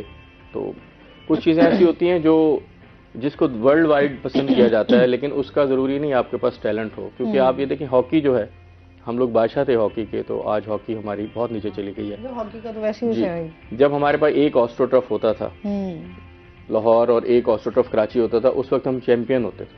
اب ہمارے پاس تقریباً ہر شہر میں آسٹرو ٹرف ہیں. میرے خیال یہ پچھلے دور میں اب تو ملتان میں بھی ہے, پہلے ہم کہتے تھے بہاولپور میں, لیکن بہاولپور میں پولیٹیکل وہ انالیسس تو نہیں ہوں, لیکن ڈیڑھ صاحب ماشاءاللہ اس وقت پی ٹی آئی میں تھے. تو پی ٹی آئی کے دور میں ہمیں 25 کروڑ کا متی تل میں ہمیں وہ ملا ہے آسٹرو ٹرف. تو یہ پی ٹی آئی میں تھے نا اس ٹائم. تو انہوں نے پی ٹی آئی کے بھی اچھے کام کروائے انہوں نے. تو اس کے بعد دیکھیں نا آپ, اب 2 سال سے تو کوئی حکومت ہی نہیں ہے نا, نگران حکومت ہے. تو وہ میں نہیں مانتا اس کو, کیونکہ عوام مانتی ہے الیکٹڈ حکومت کو. نگران حکومت کے ویسے بھی بیچارے انہوں نے الیکشن کرانے آئے ہوتے ہیں, تو وہ 90 ڈیز کے لیے تھے, ان کو وہ زیادہ ایکسٹینڈ کر دیا. تو وہ ایک چیزیں نا سٹک ہوئی نہیں ہیں. تو میں تو دعا کروں گا کہ جتنے بھی اداروں کی بات کریں جی چیزیں جو ہیں وہ نارملائزیشن کی طرف جانا چاہیے. جنگوں کے بعد بھی ملک صحیح ہو جاتے ہیں, ایسی تو کوئی ہمارے ملک میں مسئلہ نہیں ہوا. تو ہمیں اب نارمل ہو جانا چاہیے اور چیزوں کے بارے میں سوچنا چاہیے. ہم دنیا میں بہت پیچھے چلے گئے ہیں. ٹھیک ہے, ہمارے چاہے ریزروز دیکھ لیں, ہمارے جو بھی دیکھ لیں, آج سے 22 ماہ پہلے دیکھ لیں اور اب دیکھ لیں. تو ان چیزوں سے ہمیں نکلنا چاہیے. اور یہ بھی یہ جو ایک پرسیپشن ہے کہ جی جیسے ڈیڑھ صاحب بتا رہے تھے کہ جی دوسرا آرمی چیف آ جاتا تو یہ کر دیتا, ایسا نہیں ہے. ہمارے سب وفادار آرمی چیف ہوتے ہیں. کسی نے ملک کا نقصان نہیں کرنا تھا. اچھا, کرنا بھی نہیں چاہیے, اور کسی کی میرے خیال میں یہ سوچ ہو بھی نہیں سکتی کہ اپنے ملک کو کوئی نقصان پہنچائے, جہاں رہ رہے ہوں, جہاں آپ نے اتنا ٹائم گزارا ہو. فوج کے بارے میں اچھے الفاظ کو میں ویلکم کرتا ہوں. جی فوج کے بارے میں سب اچھی رائے رکھتے ہیں, کوئی اس میں دہرایا نہیں ہے. اچھا جی, اس کے ساتھ ہی ڈیہر صاحب, ابھی جو میں حلقے کے حوالے سے آپ کے جان رہی تھی کہ حلقے کے حوالے سے کیا کیا مسائل دکھتے ہیں. لوگوں کی مشکلات اور پریشانیاں بہت زیادہ ہیں, مہنگائی بہت زیادہ ہے, بے روزگاری بہت ہے, لوگوں کے لیے بڑے مسئلے ہیں. اب تو ایک وقت کی روٹی کھانا بھی مشکل ہو گیا ہے. سب بجلی کی ہم قیمتوں کی بات کریں, پیٹرول کی قیمتوں کی بات کریں, بہت مسائل ہیں. مطلب بندہ انہی میں الجھا ہوا ہے, باہر ہی نہیں نکل رہا.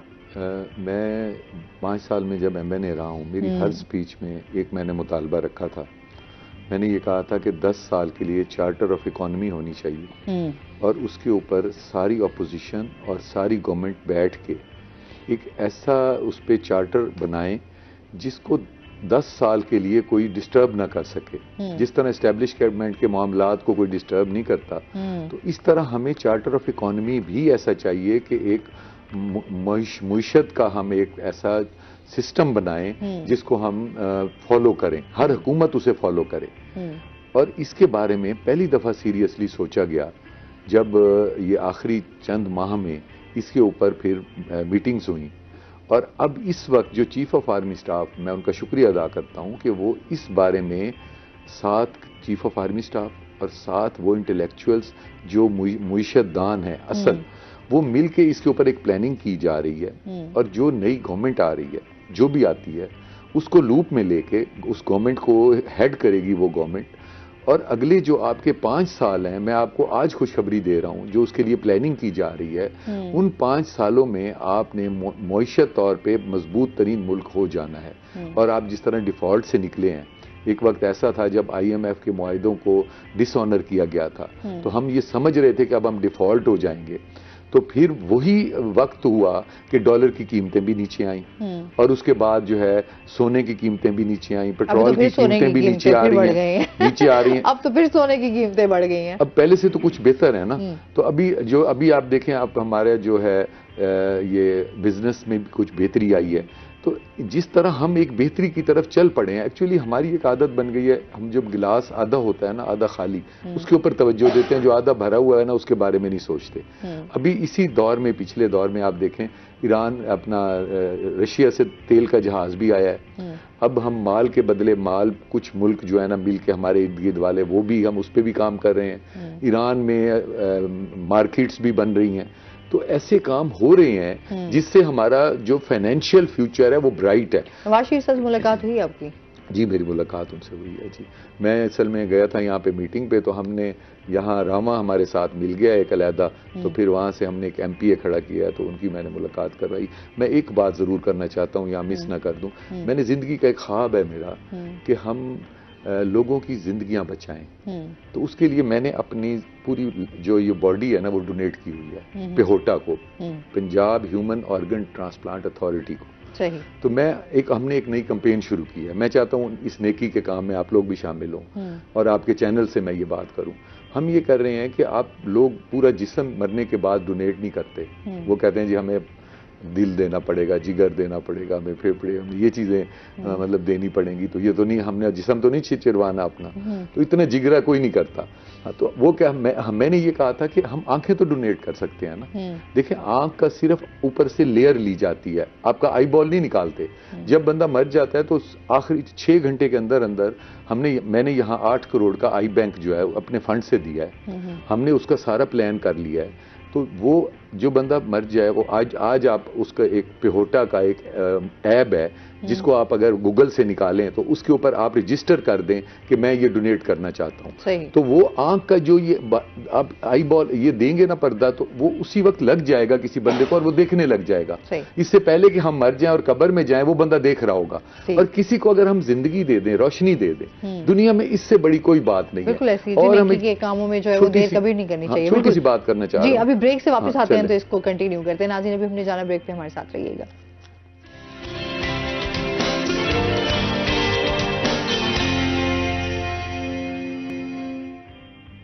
ویلکم بیک ناظرین. جی کنٹینیو کریں گے. میں یہ کہہ رہا تھا کہ میری زندگی کا مشن ہے کہ ہم لوگوں کو زندگیاں دیں. تو اس کا طریقہ یہ ہے کہ ایک تو آئیز ڈونیٹ کی جائیں. میں آپ کو ایک مثال دینا چاہتا ہوں کہ ایک نشتر میں ایک جو ہے دو بچے تھے. ایک بچہ جو تھا اس کا ہارٹ جو تھا، انہوں نے کہا اس کو کوئی بیماری تھی ایسی کہ انہوں نے کہا یہ نہیں بچے گا. دوسرے بچے کا ہارٹ کمزور تھا. تو وہ ڈاکٹرز نے کہا کہ اس بچے کا اگر آپ ہارٹ دے دینا، اس کو لگ جائے گا، وہ بچہ بچ جائے گا. اب وہ اس کے ماں باپ مان گئے. تو اس ایک بچہ جس نے نہیں بچنا تھا اس کا ہارٹ نکال کے دوسرے بچے کو لگا دیا گیا اور وہ بچ گیا. ایک تو فوت ہو گیا، دوسرا بچہ بچ گیا. اب اس کی ماں ہر مہینے اس کے گھر جاتی اور اسے کہتی، میرے اس بچے کے سینے پہ کان رکھ کے دیکھتی کہ میرے بیٹے کا دل دھڑک رہا ہے. اب دیکھیں کیسا پیارا احساس ہے کہ اس نے دل دیا اور اس بچے کی زندگی بچ گئی. اور اگر میں اپنا دل دے کے چلا جاؤں، اپنے لیور دے کے چلا جاؤں، یا اپنی پینکریاز یا آئیز ڈونیٹ کر کے چلا جاؤں اور زندگی بچا دوں کسی کی، تو کیا اس سے ہم ایک یہ کر رہے ہیں کہ جو فل باڈی ڈونیشن دیتا ہے اس کو ہم گارڈ آف آنر دیں، اس کی قبر پہ گارڈ آف آنر دیں. اور اس کو جو ہے گارڈ آف آنر کے ساتھ ساتھ اس کو اگر کوئی غریب ہے تو اس کو اس کی کمپنسیشن بھی دیں. اور تیسرے نمبر پہ یہ ہے کہ اس کو ایک ایوارڈ دلوائیں، ہم اس کی فیملی کو ایک سول ایوارڈ دلوائیں تاکہ لوگوں میں باڈی ڈونیٹ کرنے کا ایک وہ ہو. اور اسی طرح میں نے 200 cornea transplant, doctor Rashid Qamar Rao ہیں یہاں پہ، بہت عظیم آدمی ہیں، ان کے ساتھ مل کے ہم نے 200 کارنیا ٹرانسپلانٹ جو ہے نا وہ کروائے ہیں. اب 200 بندہ جو نہیں دیکھ سکتا تھا وہ دیکھ سکتا ہے. تو یہ ہماری جو سیاست ہے نا وہ صرف کھانے پینے، کمیشن، حرام اس کی نہیں ہے. اگر ہم صحیح رستے پہ سیاست کو عبادت میں لے کے جائیں نا، ہم لوگوں کی جانیں بچا سکتے ہیں. بالکل ایسے ہم لوگوں سے، یعنی یہ اب دیکھیں ایک غریب آدمی ہے جس کے اوپر کوئی ظلم ہو گیا، اس کی زمین یعنی اتار لی گئی ہے، اس کی زمین پہ قبضہ کر لیا گیا، اس پہ پرچہ ہو گیا ہے. اب اس ایک غریب آدمی کو آپ انصاف دلوا دیں، اس کی دعا عرش پہ جائے گی. تو سیاست عبادت ہو گئی. سیاستدان جو ہے نا وہ دیکھتا ہے 1000 بندہ کہاں ہے. میں کہتا ہوں سیاستدان یہ دیکھے کہ مظلوم کون ہے. اگر ہم ایک رویہ چینج کر لیں، میری آخری بات ہے، ایک رویہ چینج کر لیں، ہم یہ نہ دیکھیں اس کا 5000 ووٹ ہے تو اس کو ہم اس کا غلط کام کر دیں. ہم دیکھیں مظلوم ایک آدمی ہے نا، اس مظلوم کی آپ مدد کریں، اس کو انصاف دلوائیں، اس کا قبضہ ختم کرائیں، اس کا پرچہ ختم کروائیں. اس کی دعا جو عرش پہ جائے گی تو آپ احمد حسین ڈیہڑ کو اللہ فتح بھی دے گا اور فتح بھی جائے گی. اور میری کامیابی کا ایک دوسرا راز یہ ہے جو میں ہر جگہ بتاتا ہوں کہ جب میں گھر سے نکلتا ہوں اپنی ماں کے قدم چوم کے نکلتا ہوں. پریکٹیکلی ماں کے قدم روز چوم کے نکلتا ہوں, آج بھی چوم کے آیا ہوں. تو جب آپ ماں کے قدم چوم کے, میں آپ کو بھی کہوں گا کہ کل سے ماں ابا کے قدم چوم کے نکلے تو آپ کہیں گے کہ میں جھکوں گی تو میرا میک اپ خراب ہو جائے گا. نہیں ایسی کوئی بات نہیں, میری تو مدر کی ڈیتھ ہوئی ہوئی ہے تو میں تو ان کے لیے دعا کرتی ہوں. ابا جی کا صبح میری صبح ہی ان کے چہرہ ان کا ہاتھ بھی چوم لیں تو اس میں جب آپ جائیں گے نا باہر تو وہ کہیں گے جب چوم کے جائیں گے تو وہ جب بھی آپ کی یاد آئے گی نا اکثر جت پیر ہوگی اور خیر ہوگی. نہیں یہ تو پیرنٹس ویسے ہی. میں جب ہلکے میں جاتا ہوں نا میں جلسوں میں بچوں کو یہ کہتا ہوں کہ بیٹا وعدہ کرو مجھ سے ہاتھ کھڑا کر کے صبح باپ ماں کے قدم چوم کے نکلو گے.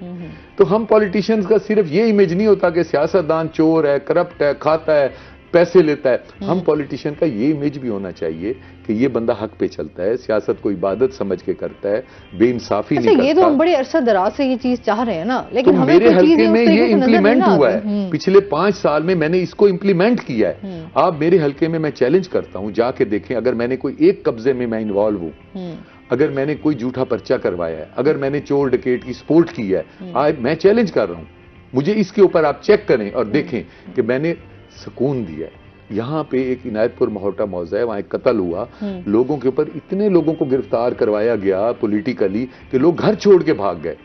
یہاں پہ وزیر اعظم ہمارے تھے, ان کے ایک مخدوم صاحب کے پاس گئے تو انہوں نے کہا جی ہمارا ایک پتریلا اس کو چھڑوا دیں. وہ تھا قبضہ گروپ, اس کو عمر قید ہوئی تھی. تو وزیر اعظم صاحب نے جا کے اس کے عمر قید والے قبضہ گروپ والے بندے کو صدر سے کہہ کے اس کی سزا معاف کرا دی.